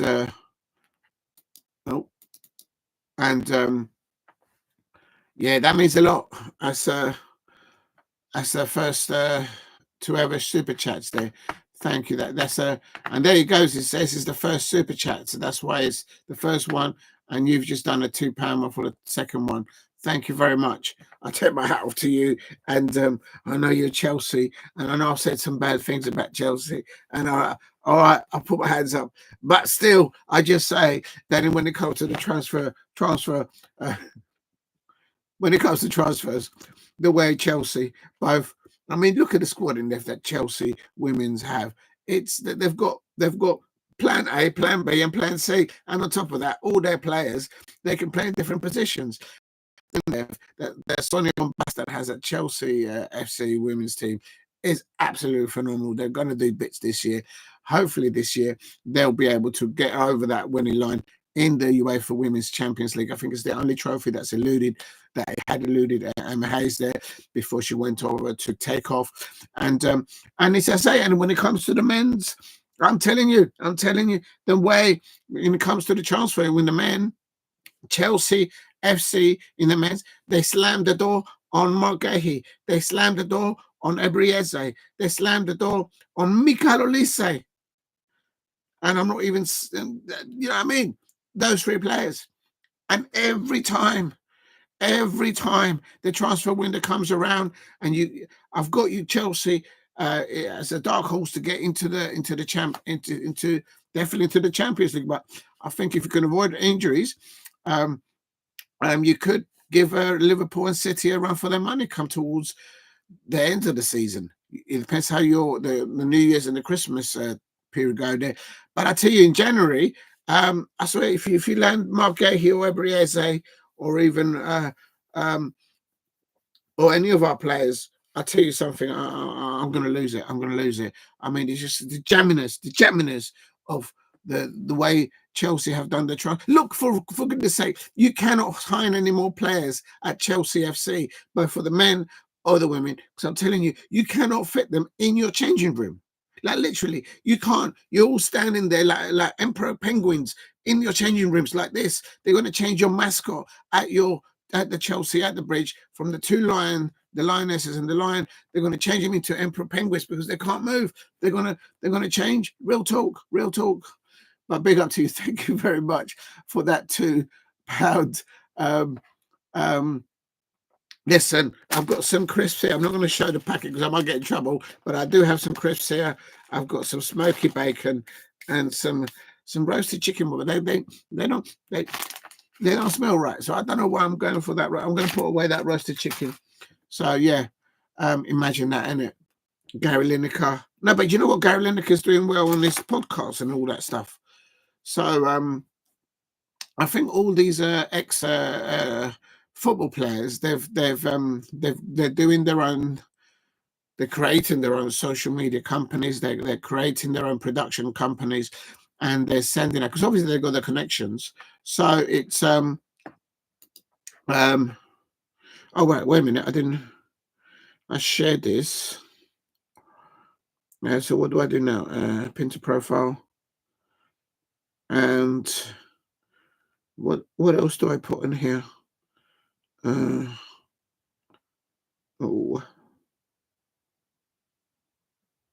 Right, I've shared that on Instagram, and hopefully we get a few more viewers in. Steph, thank you very much for those super chats. And as you can see, you were the very first ever super chat on this channel. I've been doing this channel on my own since back in the day. I started it. I'll show you it with this iPhone. It's broken. You can't put a SIM in it because it's bowed like a banana. And that's how I did all those videos first off, and then also, just to cut a long story short, learning from other content creators out there, how they speak into the camera, how they talk into a microphone, how they upload their work. I've learned from some very good content creators out there. The name is Long and Distinguished, and it's actually, if you go to where do I find that? If you go on a YouTube channel at Diego C. Palace and you go to posts, if you scroll down to, not that far along there, if you scroll down, because I listed them all back in the day, there seems to be this taboo that you can't mention other people's channels because, like, oh, you might upset somebody, or they might upset you or something. And it's like, I'm just being real about it. Here it is. It's about a year ago, and it was there. I've got a list of all the channels which I've learned from, and I'm not going to read the names out because there seems to be all these it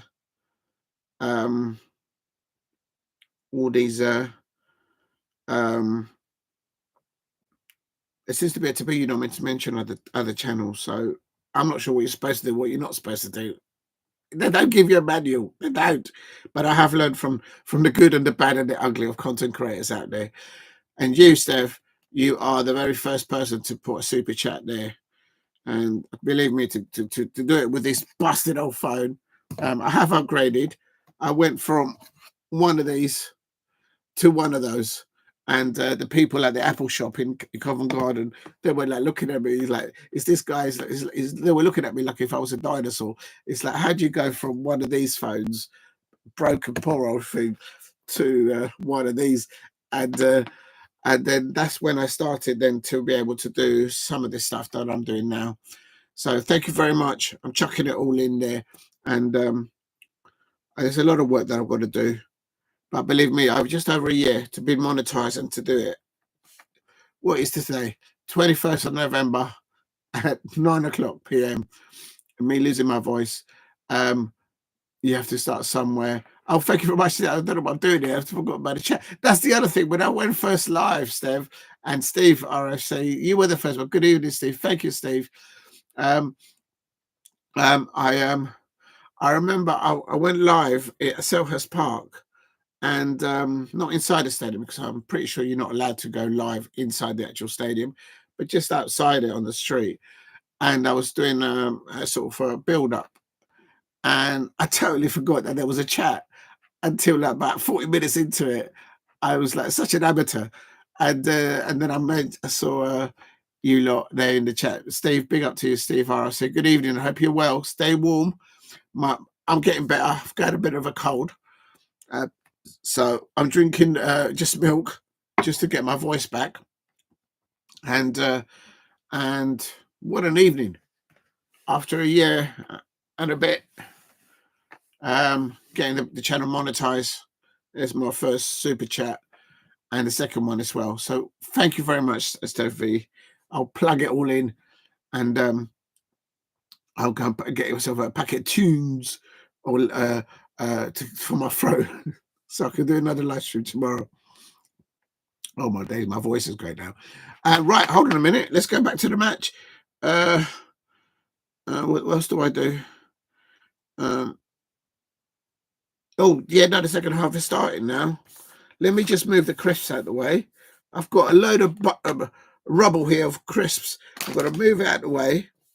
I've stopped eating these roasted chicken crisps because they don't smell very good. So I'm back to the smoke and bacon crisps, and I'm making a heap of mess.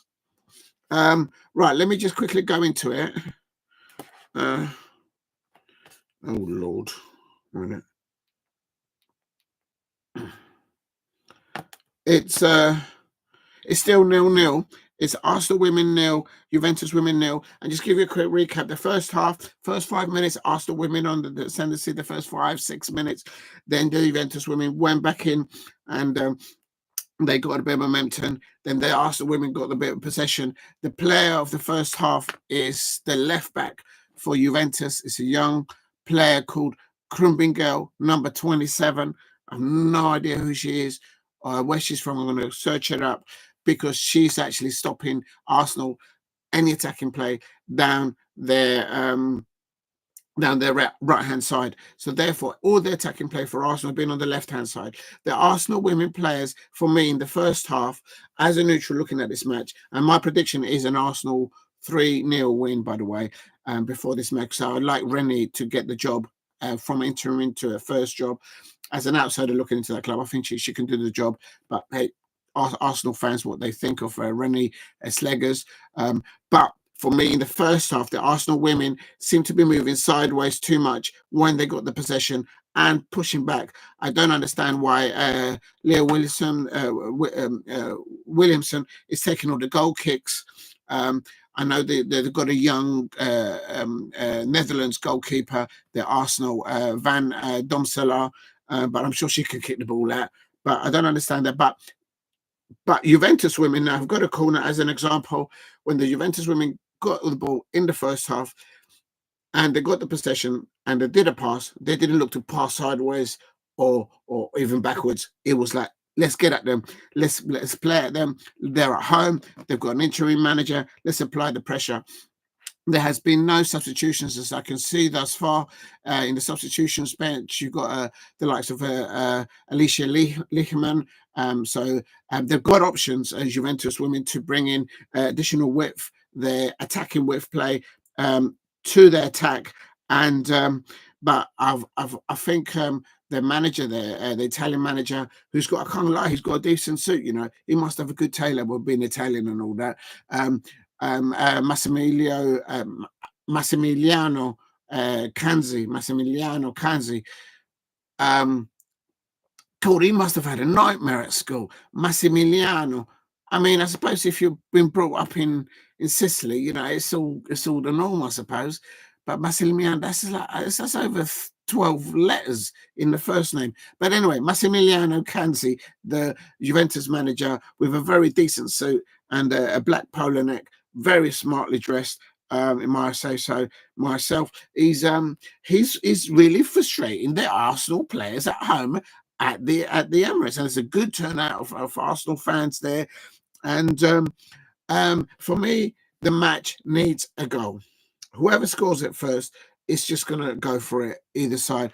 I think Arsenal will qualify into the quarterfinals, even if they lose. I could be wrong because my understanding is only the first two. As I understand it, in the UEFA Champions League women's group stages, they're only the top two go into the next stage, the quarterfinals. There's no third playoff, worst loser or anything like that. And my understanding is Juventus will finish below Arsenal in third. But I could be wrong. If Juventus does win this, and but I think Arsenal have definitely got more of a better goal difference and goals scored. So I think even if Arsenal lose against Juventus today, they should still go through in second place. But with that said, earlier on, Manchester City women qualified into the quarterfinals of the UEFA Champions League, playing for, winning for. Well done to their manager, Taylor, there. You can't go wrong. Go and check out the second goal by Shaw there, scored there for Manchester City women. And last night, Chelsea women qualified. Sonny Bombasta, as Chelsea women's side, qualified into the Champions League. Where's Arsenal? Arsenal, go on. There's no one in the box. There's no number 9. Where is the number 9? Where's Russo? What is going on? Oh, my days. Oh, my days. That should have been Arsenal 1, Juventus women 0. I think that was... let me turn this up because I can't hear it. I'm babbling on so much, and I've just nearly missed the first opportunity for the Arsenal women there on the left-hand side. I think that might have been Maanum. And much better from the Arsenal women in the forward movement here. Here we goes, playing it through the lines, but very well defending there by I say Juventus throw, isn't it? Caruso there. I think that was the player there that saw the ball out, hits it against the Arsenal player, and it's Juventus throwing deep in their half. And Krumbingel. Let me Google this Krumbingel, find out where she's from, because that's a name that I'm going to remember for this match, for sure. Certainly for the first half, anyway. Let me just go into Google and go there.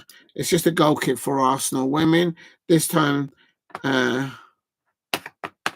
Much better from the Arsenal women in the last 5 minutes, I would say.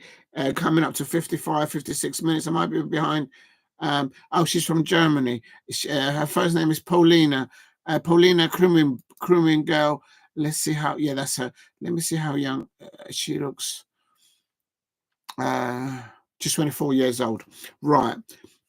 So she's got to have had at least 3 or 4 seasons at the top level in German football, and obviously now she's playing in. Now she plays for Germany as well. So there you go. It's Paulina Krumbingel. I'm going to keep that there because I'm going to save that.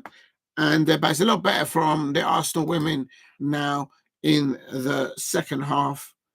There's that chance. Why did Russo hand back on that? That was Foord, sorry. Someone played the ball down the line. Foord got in there and she crossed it in. Again, another ball into the 6-yard area.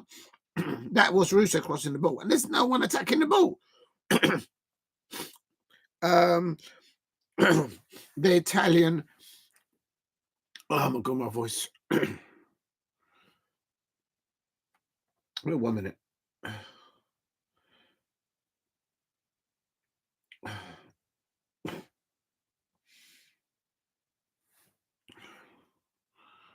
There's Russo on the ball.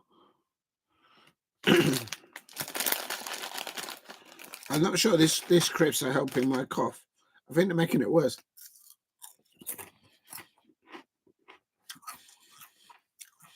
Oh. Yeah, I remember that watch along for Premier League. Did yeah, they 1-1. 1 minute, let me just. That's better from Arsenal. Oh my days! How is Arsenal not scored there? That was Maanum there coming in. She's saying that should be a call now. Let's have a look. Let's have a look. But just at this.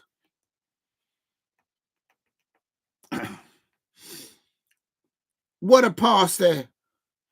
What a pass from from Caldentey up towards Maanum. Oh, that should have been Arsenal. Should have actually been 2-0 up. Now they've stepped up levels there. They are showing the Juventus women that they're playing at the Emirates, and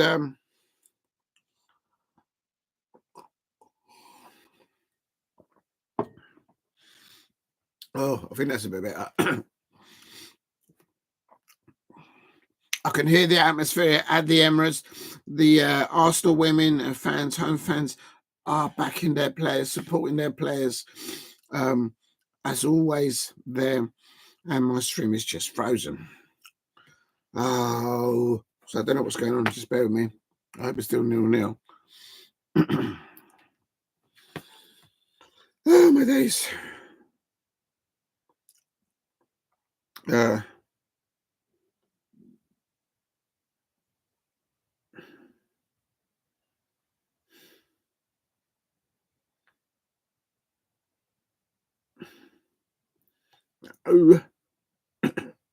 Right, then I have to go to plan B. That's not working there. Oh, God, Bennett. 1 minute.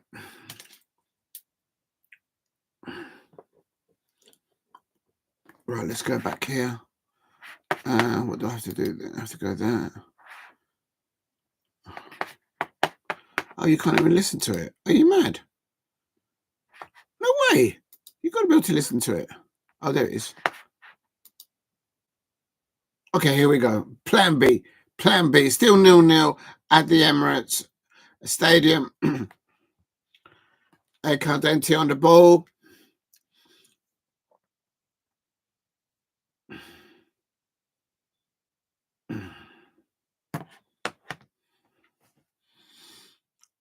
Good defending from the Juventus women, I can't lie. They just seem to, every time the Arsenal get the possession of football, they look to block everything, to close everything. And,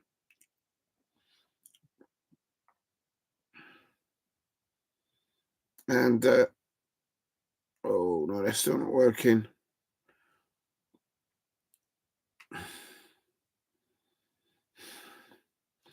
I can't get the, let me just try again. Sorry, everyone. I'm just trying to get the stream. My stream has lost it. I can't get,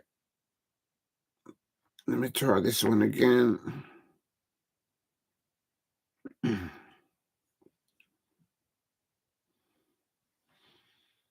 Beth Mead is on the touchline there. It looks like Beth Mead will be coming on soon. Oh, hello. How is that stayed out?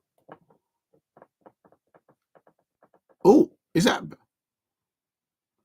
good pressure from Arsenal women there? They must have seen the substitutes, but they must have seen their substitutes on the bench. And see, I would have started Beth Mead there. Well, maybe it's because they're trying to save them, because they should have qualified. So maybe it's about saving the players for the next match. It could be that. I suppose Arsenal football fans will know the thinking behind Rennie of not putting her best players on the pitch. Possibly.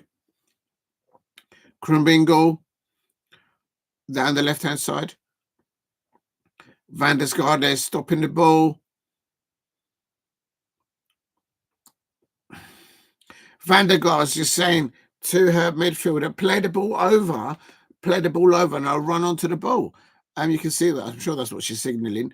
So this is one that's an example of the Juventus women looking to attack at all times.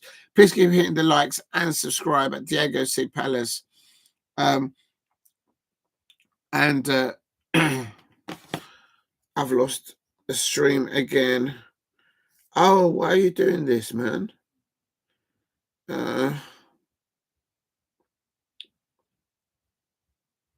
Okay, I've got it back again.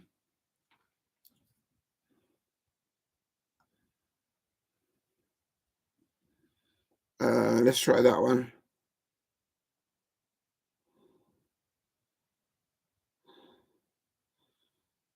Okay, here we go. There we go. The Juventus women with the possession now.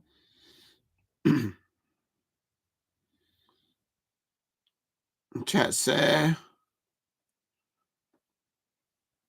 It's coming up to about 64 minutes. It's still 0-0. Arsenal women 0. Juventus women 0.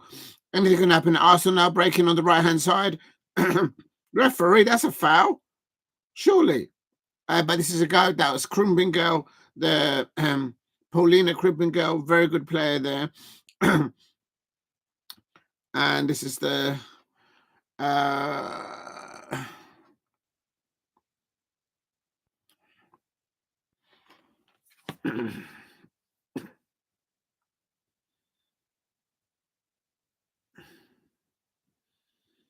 let me try that one.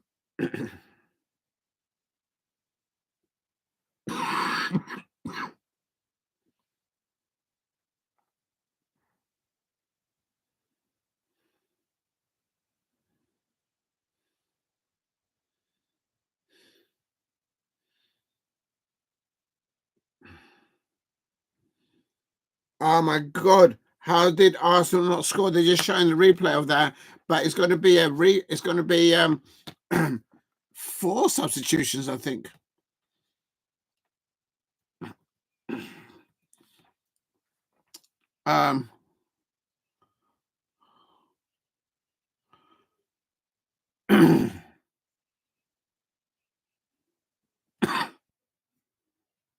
Two changes from Juventus that I can see.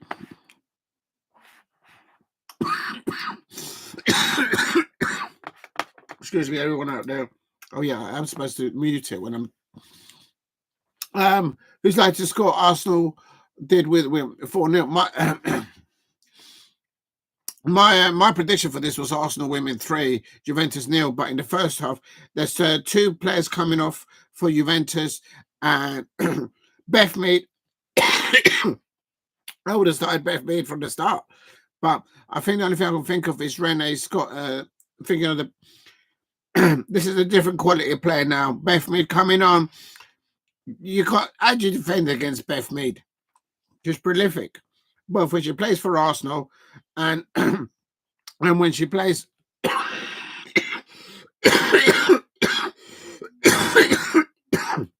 Oh, excuse me, everyone. I'm died here, literally, but I'm not letting this go. So this is a good match. This match needs a goal, but Arsenal should really be 3-0 up in this second half.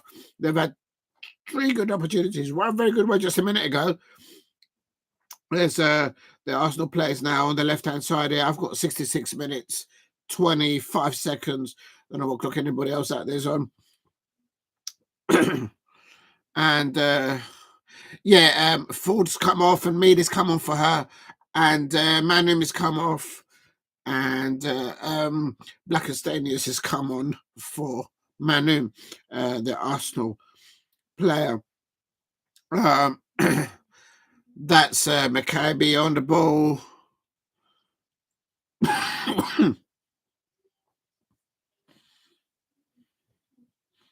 Beth Mead on the ball, nice turn. She lays the ball out to the right-hand side, up to and Russo coming in on the back post. Oh, but the ball couldn't come across.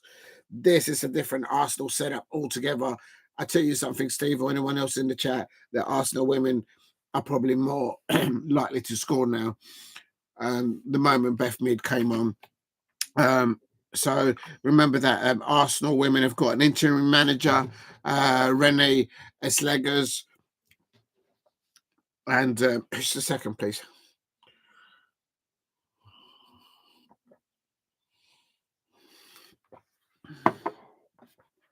Good attacking ball now from the Arsenal on the right hand side. And that's a corner for Arsenal women. All work down there by Russo, applying the pressure. Now look, as the corner comes in, before the corner comes in, look at the positioning of the Juventus players. They've got one on the far post, one on the near post. Oh, the head is just over. Oh my days. Oh my days. Leo Williamson, I think that was. Oh, that should have been a goal. That should have been a goal. I can't remember the last time Leo Williamson. I'm sorry about Leah Williamson. With her experience, she was on her own. Oh, what a delivery there by the corner. And Arsenal women should be 1-0 up. Steve, Arsenal's women should be 1-0 up. Real talk. Because I tell you something, that was a peach of a corner there coming in. Lovely corner in the 6-yard balls area.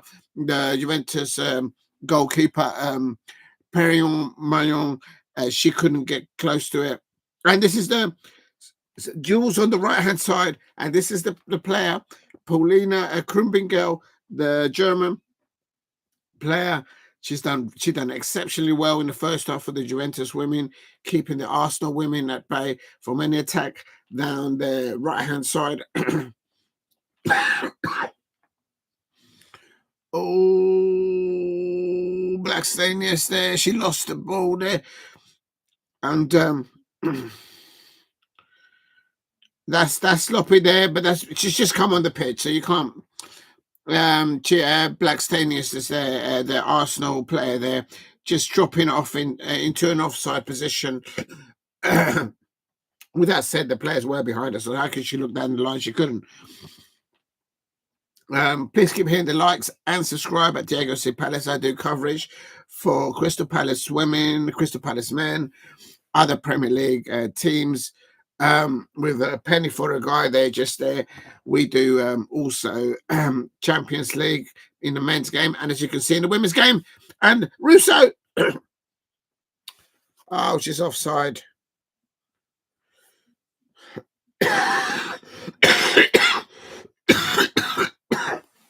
Excuse me. Definitely a big tempo, much more intensity from both the Arsenal forward play and some may say why the interim Arsenal manager didn't start with Beth Mead.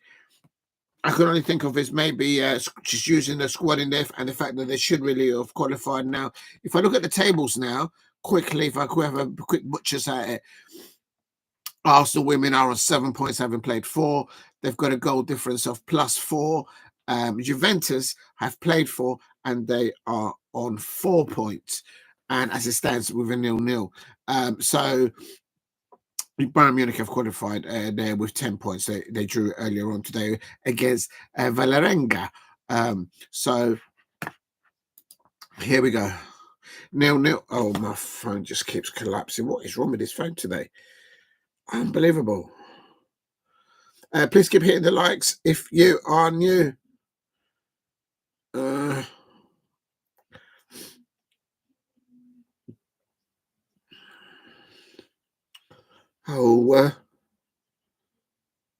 No, nothing there. I can't. Oh, Liverpool Real Madrid is on next week. Oh, I have to do watch along for that. La Real Madrid.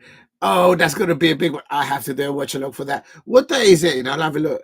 I would definitely have to do a watch along for that because what it is, Steve, if you don't know, if you know Liverpool fans, the fans that they really don't like at all is, and I got it from a very reliable source, is first of all the Real Madrid fans, because of what Real Madrid have taken away from Liverpool fans in countless of Champions League finals. Just to name a few, there's a lot of history between Liverpool fans and Real Madrid fans, and then the next set of fans that they just like. Manchester United fans will be up there, but the ones that they they want to get a bite and have a little nibble at against is the Crystal Palace fans, because in the whole Premier League, in the whole world, Crystal Palace away fans, we are the best. We are the best. We've got the best mascot at Crystal Palace. Their names are Alice and Pete. We've got the best mascots there. So when Liverpool fans come down to Selhurst Park, our mascots, they show those Liverpool away fans how it should be done. And they don't like it. The Liverpool fans don't like it. But with that said, Liverpool now, in the men's side, they are top of the Premier League and top in the Champions League. So it is what it is. But back to the occasion here. Arsenal women coming up to 75 minutes. Arsenal women 0, Juventus women 0. The match needs a goal, in my opinion.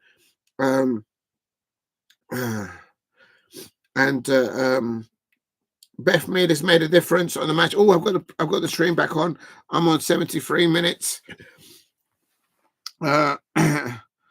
73, coming up to 74 minutes now. So I'm about a minute behind all of you. You can then show the picture there of Renee, there, the Arsenal interim manager. And I'll have a butcher that now, actually. Juventus know that they'll be out and they want to win it. Yeah, absolutely. Yeah, that's the way I see it. I could be wrong. I don't think there's a third place qualifier in their Women's Champions League, as I can read it. And even if they finish third, but the goal difference and the goal scored, I still think, yeah, you're right, Steve. I agree with you. I think Arsenal, they know they're through. Hence why the likes of Beth Mead didn't start. And actually, if I look at scores and fixtures for women's football, let's see, have a look who's playing who and whatnot. On Saturday is Tottenham Hotspur women versus Aston Villa women, and on Sunday is Chelsea versus Manchester United women. Oh, I might have to do a watch along today if I get up for that on Sunday morning, and that's going to be a big one there. That's the match that's missing from their scheduling. Also, there's no other ones because obviously there's international duty at the moment because of the. So I think maybe it's just resting the players and using the full squad in depth. Oh my God, Juventus nearly scored. Oh, I'm looking at the fixtures, and oh my God, what an excellent stop there. The Juventus player there on the right hand side, she had no one with her, and oh my days. Oh my days, that should have been a goal. That should have been a goal for Juventus women. How did that happen? Oh my days. And that's an opportunity there. Really, in the second half, Arsenal women should have had at least 3 goals, and the Juventus women should at least have had 1 goal. The player of the first half was Paulina Krumbingel, in my opinion, of the first half. That was the player of the first half. And it's another corner here for Juventus women coming in. Good defending there by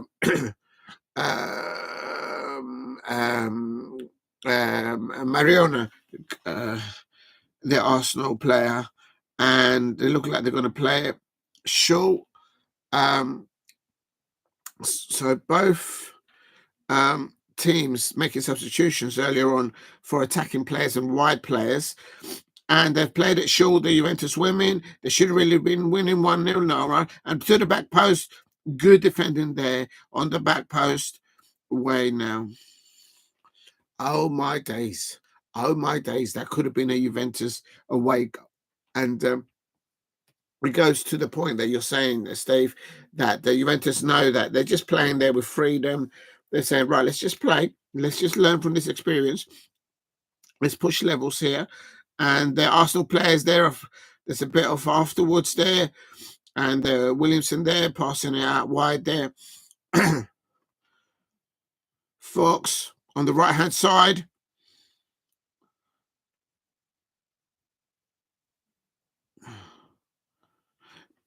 Please keep hitting the likes and subscribe at Diego C. Palace if you are new.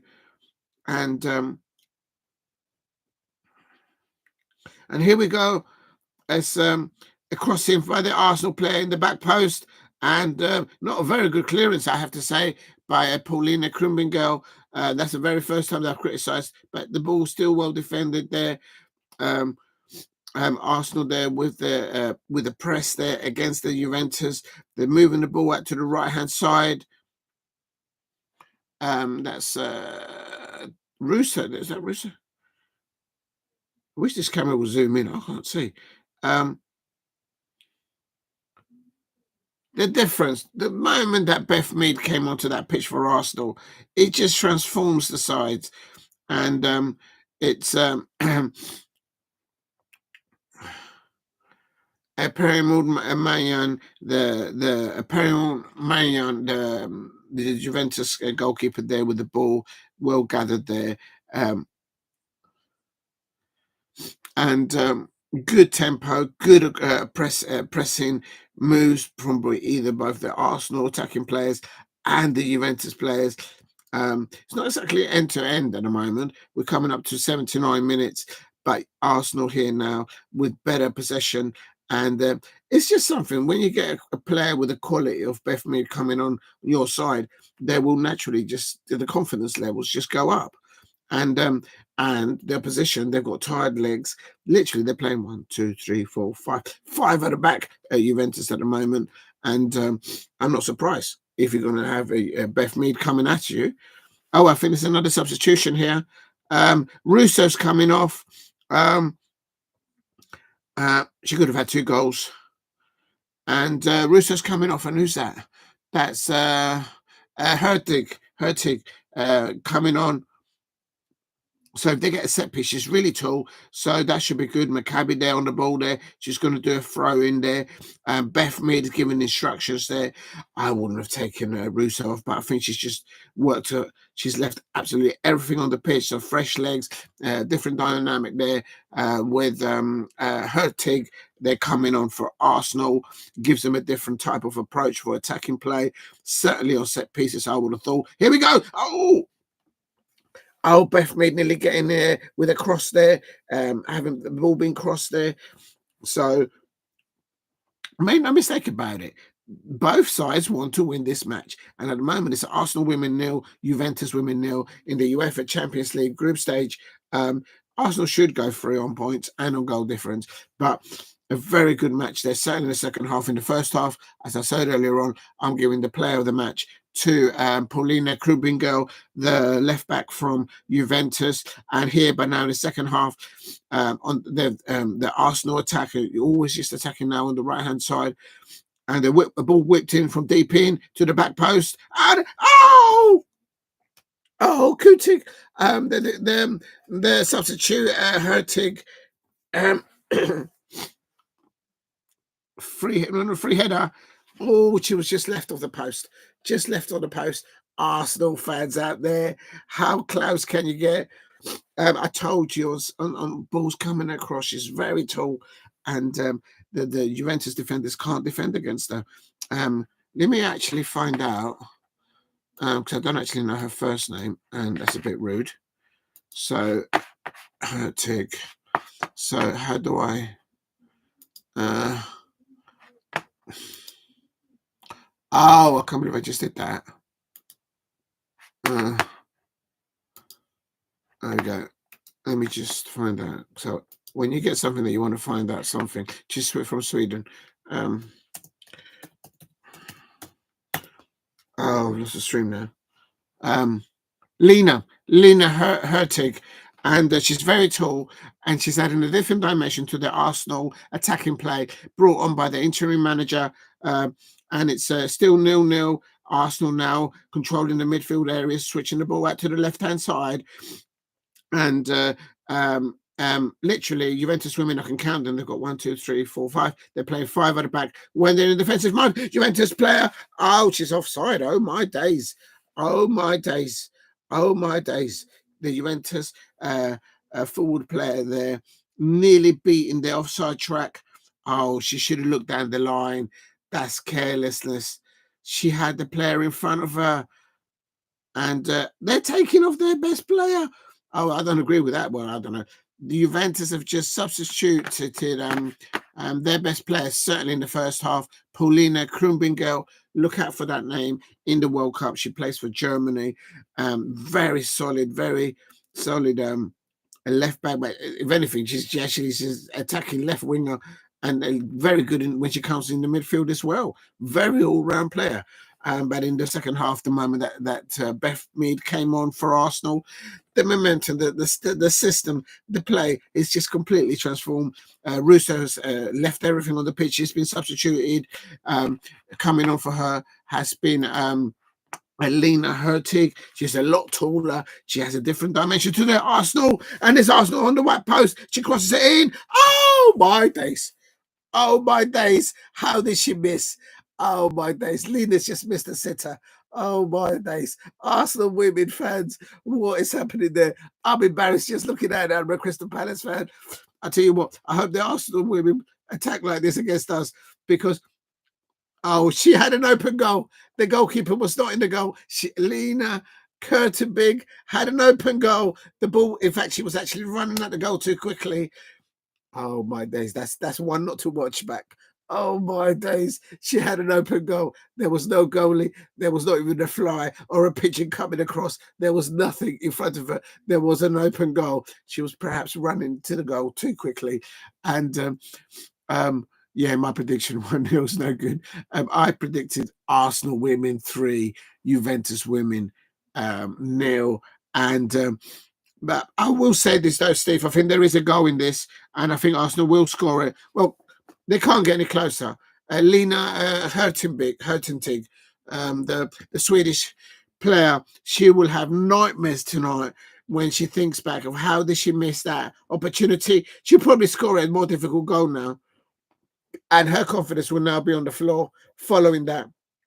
I'm not exaggerating, ladies and gentlemen out there. When the ball came over, she had a free header on goal, and that's got to hit her. At this level, you got to bury that. The goalkeeper already come out and missed a complete cross. So there was no one in the goal, all right? There was no one in the goal, no defenders.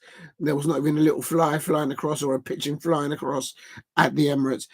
Linda Hurtig had the goal at her disposal. She was running into the 6-yard box area too fast. And the moment she made contact with her head, the ball flew over the crossbar. Oh, my days. That should have been Arsenal women 1. Juventus women 0. I can't lie, Juventus now women whipping the ball there. Good defending there by Arsenal there. Leah Williamson there kicking the ball out. Both sides have had opportunities in the second half. It could really easily, this match could easily have been 2-0, 2-2 on opportunities as I see it. But certainly that miss by Lena Hurtig, that's going to give a night miss for days to come. And with strikers, it's all about confidence. So what she needs to go ahead and now and try and do is just score a goal. But that's a bad miss. Oh, yes, Juventus women now. Oh, no, my days. That's a foul, isn't it?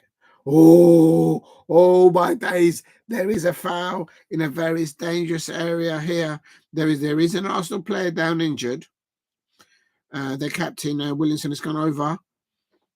And, ouch. Ouch. Oh, the way they collided. I think it's the kneecaps. Let's have a look. Yeah, I think it's the thigh or back here. They've hurt each other.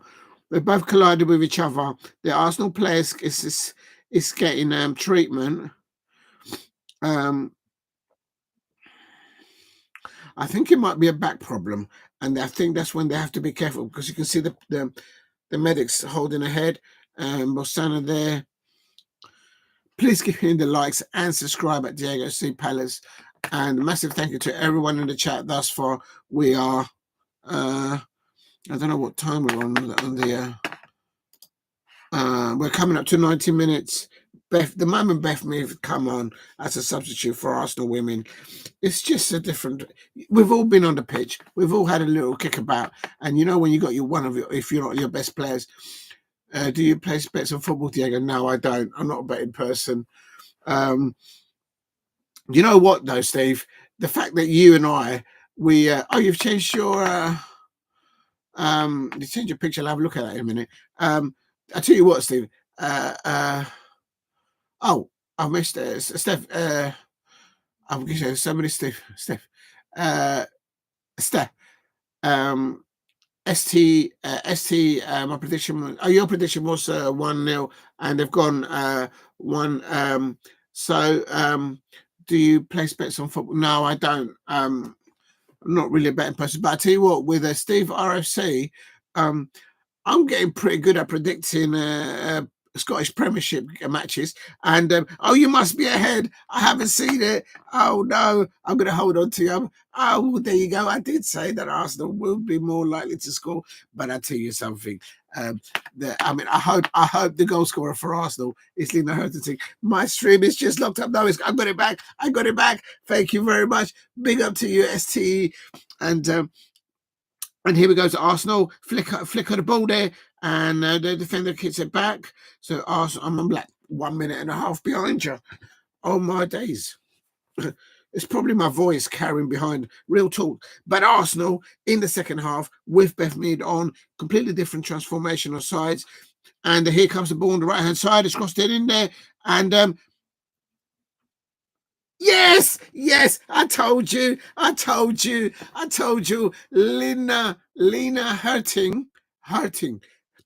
Lena Hurtig, she missed an absolute sitter about 5 or 10 minutes ago. The Arsenal women fans are going absolutely ballistic at the Emirates. There's always Hurtig. That's it. That's the player there. She plays for Sweden. She's really tall, so she has a different dimension to the play. But I tell you something, with strikers and with goalkeepers, I always say it's about confidence. It's such a key aspect of their game. And she missed a sitter earlier on. I mean, literally, when she missed that open header, she and credit to her for not putting her head down and saying, "Oh, she's not like that. She's from Sweden." I used to work with somebody from Sweden back in the day. I'm not going to say anything else. And I tell you something, they are strong women from Sweden, real talk. And I tell you something, she didn't give up. She still kept there in that 6-yard box area. And I'm delighted that she scored that goal because about 5 or 10 minutes earlier on, Lena Hurtig, the Swedish international football player, just kept in there and crept it into the goal. And absolutely right, STE, an Arsenal goal. My stream is completely gone, so I can't see tiddly what's here. Let's have a watch.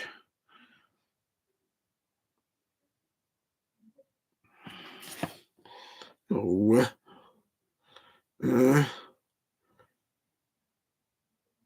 I knew it'd be a good match. I mean, certainly, as I said in the first half, if there's any Arsenal women football fans out there, they used to work in. Listen, don't even start about the meatballs there as well and all that, because we all know about the famous meatballs that they serve up at the food at IKEA. No, down in South London, the IKEA there down by the South Circular down there. That's got that tall chimney down there. No, I did not work there, but I did used to go there a few times, and I never liked the the IKEA, come to think about it, in North London, the one off the North Circular, that was horrible to get to and backwards, go back onto the North Circular. I can't get any. I've lost the whole stream now. I've lost everything now. But I did actually see the goal. Big up to you, STE. Oh, no, I've got it back. I've got it back. So they're still playing 1 minute. I've got 1 minute 40 seconds. Are they still playing? Multitasking here. Can I? It's still playing. They're still 1-0. Yes. Lena Hurtig there with the goal, having missed the set in just about 5 or 10 minutes there. For the first half, I'm giving it to player of the match, Krumbingel. For the second half, the player that changed it was Beth Mead coming on there. Purley Valley Park, that's right. You know. And here comes Arsenal, and here comes Blackstenius. Oh, how did she miss? That's Blackstenius. How did she miss this one-on-one? But you know what?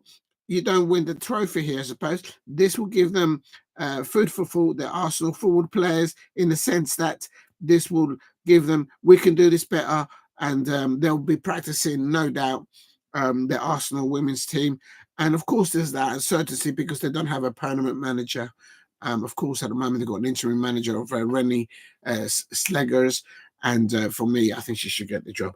I mean, she's doing the job. She's delivering the results in the league now and in the Champions League. So, but then I'm not, I don't know enough about the Arsenal women's setup and how the Arsenal women football fans feel about her being appointed.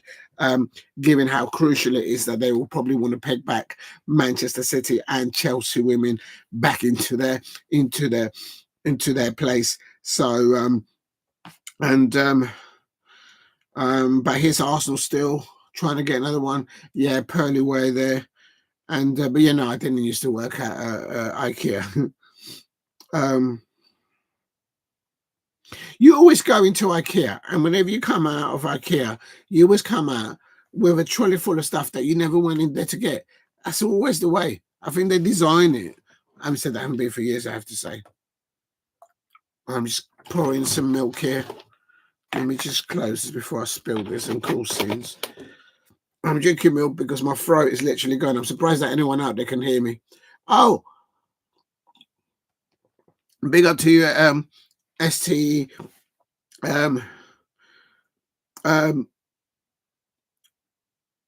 Yes, it's coming up to the full time, and it's full time there. Oh, funny enough, my live stream now catches up literally at the same time as yours, and I'm going to give it the player of the match. I'm going to give it to, not because I feel sorry for her, but of the pure resolve that this young player had, this Swedish player called Lena Hurtig. She came on as a substitute for none other than for Russo. And after she got in there, she had a few opportunities, but then she really missed a real good sitter. And the way she actually kept at it, she kept fighting for it. And that probably tells you a lot of the spirit of the want and need and desire of the. They're all giving her a hug there, because for strikers, had she not scored the winning goal in this match, she would have had nightmares this evening and for the days to come. And look at that, they're all giving her a hug there. And for me, I'm giving Lena. Let me not butcher her name here now. Hurtig. That's probably not how you pronounce it because it's in Swedish. It's in Swedish. So, but it's Lena Hurtig. Congratulations to her. Any Arsenal fans out there, well done. You made it. The first half, I think the Juventus women had opportunities there to score there. Real talk. And as I said, in the first half, I gave the player of the match there to Paulina Krumbingel, a left back there for Juventus. She plays for Germany, the international sides. Here, looking at it, ball possession, 68% for Arsenal women, Juventus 32%. Attempts on target, 3-3 each. Total attempts, 9 and 6. Corners, 4 for Arsenal. And I've lost the stream, so there you go. Oh, maybe I can do it over here, I suppose. And oh, you like Alicia Leachman? I think there's a lot of people out there that Alicia Leachman, because she does what she does on the pitch, which is very, very popular, of course, on social media. I think she's still, I think, on Twitter and on Instagram and on everything else.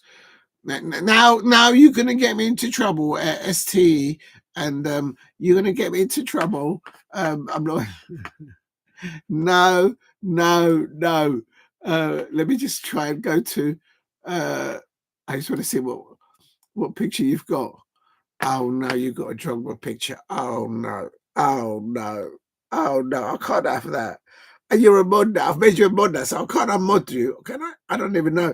No, I couldn't do that. You put the first super chat in my channel level, so I can't unmod you now. Oh my days. So now that means ST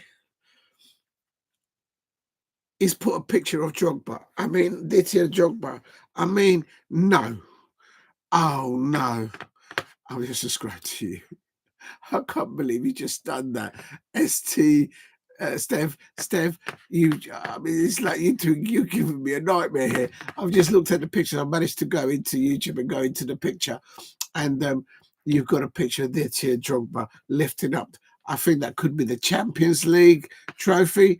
Let me go back and have a butcher's at that. No, that's the Barclays Premier League. One of the trophies that in those days you won. I don't think that when Didier Drogba, when he played for you, I don't think he did the quadruple. I think he only did the treble. I could be wrong. I don't know about the history of your club. What do I know? Look, all I know is the jamminess of what you guys have been doing in the transfer windows, both in the men's side and in the women's transfer windows. But going back to today, unbelievable.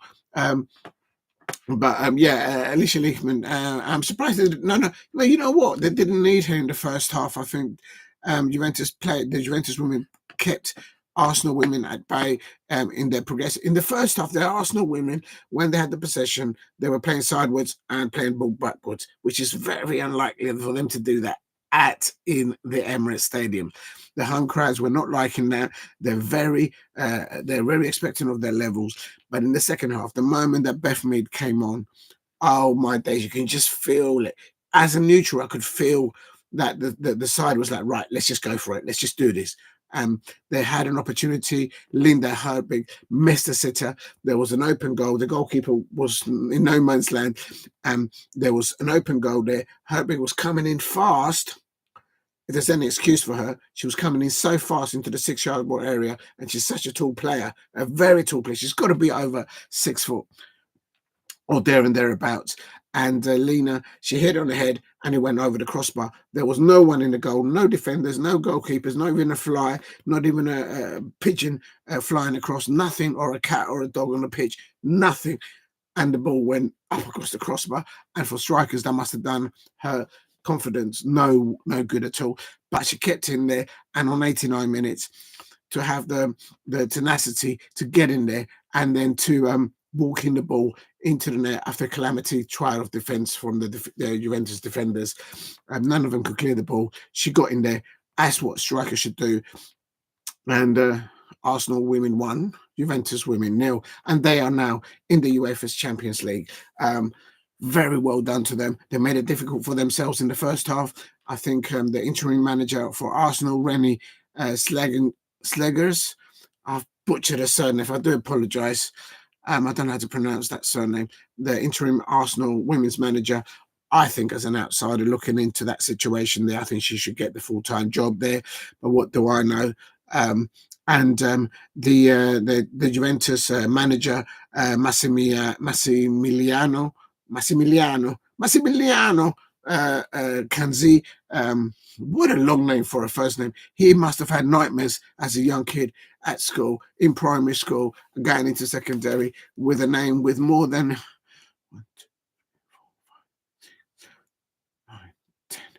12.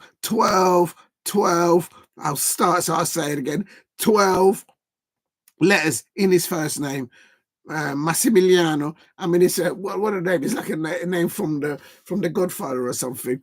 I think it's Massimiliano Canzi, the Juventus manager, with a really, really good jacket. I mean, Bruce Buffer then, who does the UFC announcement, they're probably sharing the same tailor with a black top Polanek, very smart. But they did well in the first half. His players did very well in the first half, but in the second half, oh my days, the moment that Beth Mead came onto the pitch on 65 minutes, it transformed the way that Arsenal women play at home at the Emirates. And you can sense it from the crowd. You can see it from the players. As a neutral, I could feel that they were in the tendency to score. ST, you pointed out that they scored first, and you were right there. So what a good match in the end. I nearly didn't do it because literally I couldn't talk before the live watch along, but I'm on the bend. I should say on the mend. Ah, dear. It's been a long day.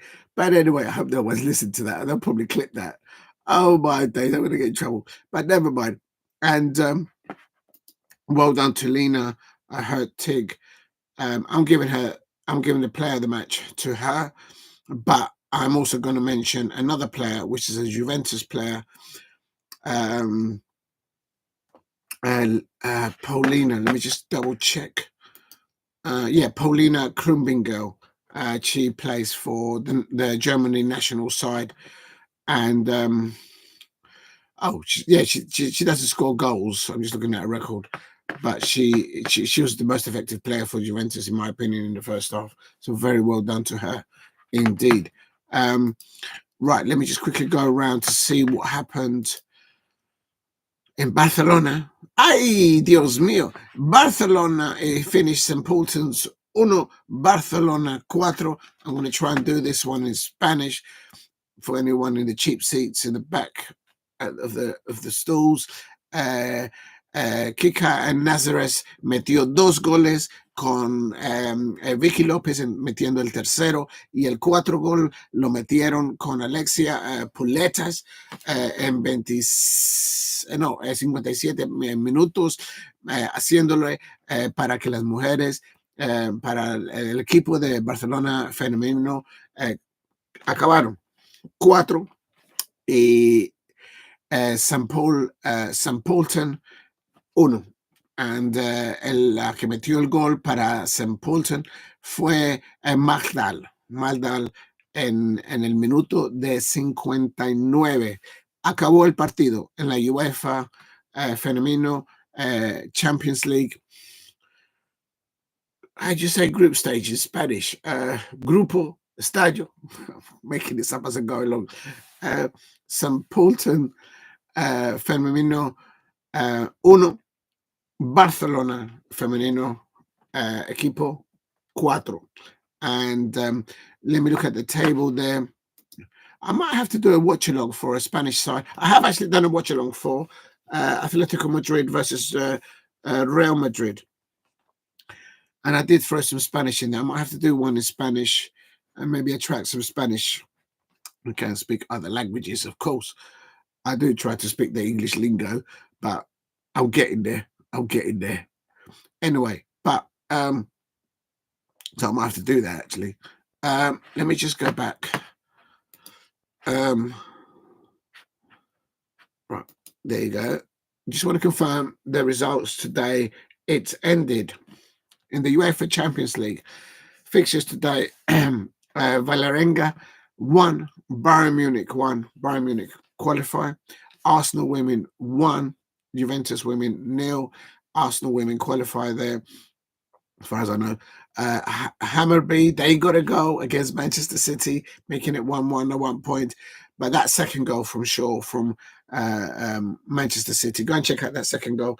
Shaw for Manchester City scoring 2 goals, 1 in first half, 1 in the second half. But that second goal in the second half, oh my days, go and check it out. It could be a contender goal for perhaps the competition. Maybe not the best, but it's up there, no doubt. It finished Hammarby 1, Manchester City women 2, St. Paulton women 1, Barcelona women 4, and the Spanish Copa del Rey, they had a fixture there, Jove Español 0 and La Real Sociedad 5. And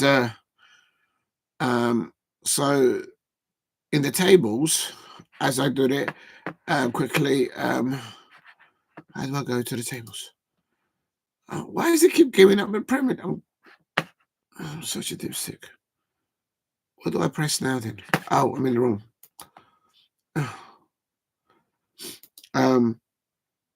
Okay.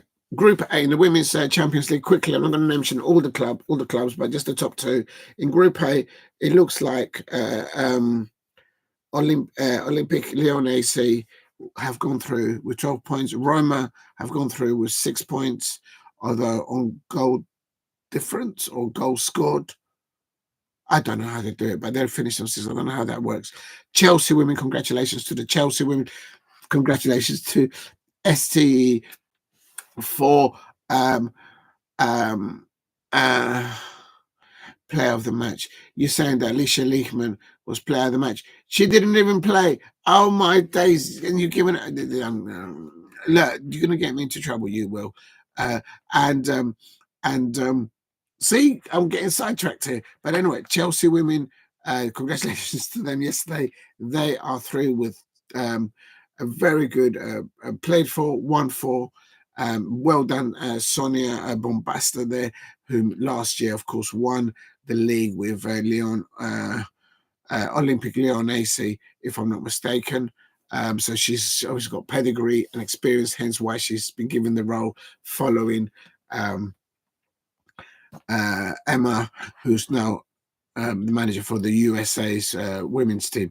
And Real Madrid women, Linda Casado scoring and assisting one yesterday. They are through with 9 points. She's Linda Casado, of course, is a Colombian player there. And what else we got here? Bayern Munich, they're through with 10 points. Arsenal women, 9 points. Can Arsenal be through twice? I know I haven't mentioned Arsenal. Okay, so yeah, Arsenal looks like they finished in second place with 9 points. Manchester City, well done earlier on today. They've played for, won for. Well done, Taylor, their manager at Manchester City women's team. They go on 12 points through. Barcelona women, they go through with 9 points. Akira Walsh there, starting there in the midfield there for Barcelona. So well done to them as well. Positions 1 and 2 only go into the quarterfinals. Right. Thank you very much, everyone in the chat. A very massive thank you to Steve RFC for dropping in. Another massive thank you to Stev or STE as it comes up there. Thank you very much. You are actually, I'm going to take a photograph of it because this is quite. How do you do a screenshot on an Apple? Just bear with me. I'm actually going to do it. Hold on a minute. I'm actually quickly going to do a photo of it because it's the first time I've ever had a chat, a super chat on my channel since I started. And I didn't think he'll ever come, quite frankly. But for ST Viv, Fifth or Stev or ST, thank you very much for dropping the first one and the second one ever in my channel. And if I can figure out how to turn the camera on the damn phone, is this even allowed to be done? I'm going to take a photo of the thing.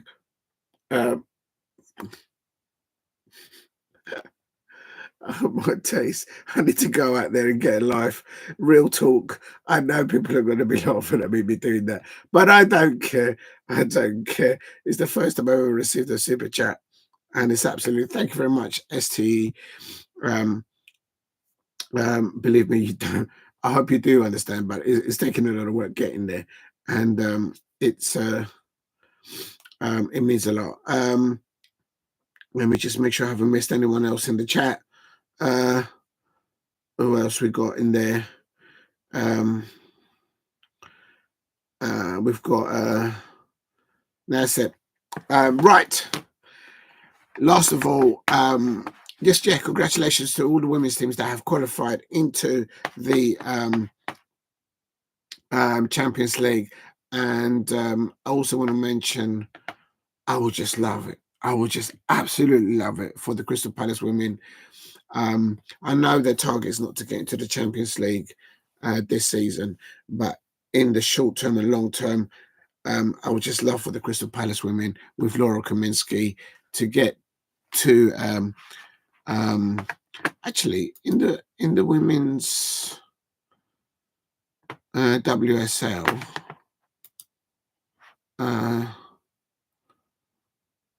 Okay, let me go table. Oh, right, it's the top three. Right, I should know that, but I didn't. But at the moment, in the Barclays Women's Super League, not the UEFA Champions League, in the Women's Super League, is the top three that go into the Champions League positions. So yeah, that makes sense because Chelsea, Manchester City, and looks at Brighton, Hove and Albion women are up there as well. Arsenal are just below in 1 point there. So it's I know my Crystal Palace women are at the moment at the bottom in 12th place, but we're on the same points as going up there to 10th place. We weren't really well. We actually were let down at the results at the weekend by Liverpool losing at Goodison Park. But in all honesty, I mean, how Everton were awarded a penalty. I mean, I'm a neutral. I mean, I know I have interest in Crystal Palace watching other sides losing, dropping points, which I need Everton women to drop points. But Everton women were awarded a penalty, and the ball was literally not 1 or 2 or 3 or 4. It was over 5 yards away from the penalty area.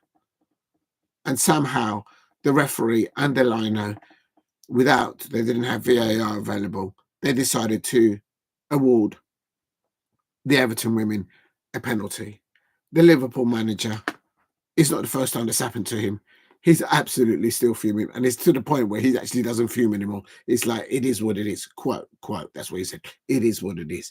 Because I can imagine, and I used to see that. Last season, we had a dodgy fourth referee at, we was playing away at the Valley, and we lost that game 4-3, if I'm not mistaken. And the fourth official, the referee, and the two liners, they were absolutely terrible.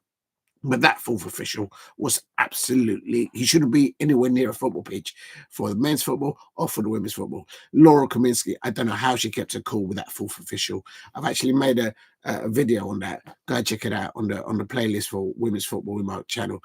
And it's the levels of refereeing that sometimes teams are receiving, and it's not good enough. The consistency of decisions, both from the referee and the liners, is not good enough. I'm not an expert. I've never refereed a game. I've never managed a game. I've never coached a team. But I'm a football fan, and I can see, look into my eye. And sometimes when I see a penalty being awarded to a side and the ball and the foul was nowhere near the penalty line, I mean, if it's like on the line or just outside the line, you give and take. You see them given. But this one, go back and check it. The Everton manager got robbed. His team got robbed. The Liverpool fans got robbed at Goodison Park. Of course, the Everton fans, I don't have to emphasize to people what Everton versus Liverpool at Goodison Park is all about, whether it's the women playing against each other or the men's side playing against each other. There's always emotions there. There's always a lot on the case there. But to win, to be like that. And my point being is this: there needs to be investment, there needs to be retraining, they need to have all the matches in the WSL with VAR. And so we go with that. But at the moment, it's not the case. And because I'm going to land now, because Everton failed to lose or failed to drop points, and they got 3 points, they're now on 6 points. My Crystal Palace players, they're all amazing, and it was a tough day at the office for them, with all the desire. Losing in the last minute against Aston Villa, it's ended with Crystal Palace women at the moment played 8, but we're on 5 points only. But we're on the same points as Leicester City women, and they're 2 places above us. But I would love it for Crystal Palace women to get into the Champions League, and me be able to do a watch along for the UEFA Champions League with the Crystal Palace women. That will be absolutely. Actually, I probably wouldn't do a live stream because I would definitely be at the match. check out on the Crystal Palace Women playlist at the Diego C. Palace. I was there for the Crystal Palace Women first start game against Tottenham Hotspur Women at the Leyton Orient Stadium. Massive day for the Tottenham women's fans there and the Crystal Palace women's away fans. I was one of them. We all had an amazing Orient Stadium. So big up to Tottenham Hotspur for setting all that up there. And but the Crystal Palace women did lose 4-0, but I was still very proud, and I am still very proud of what Laura Kaminsky and Adam Jeffrey, her coach, one of our coaches, doing there. All the other coaching staff, Amy Everett, our Crystal Palace women's captain, what they're doing there, and the results will come.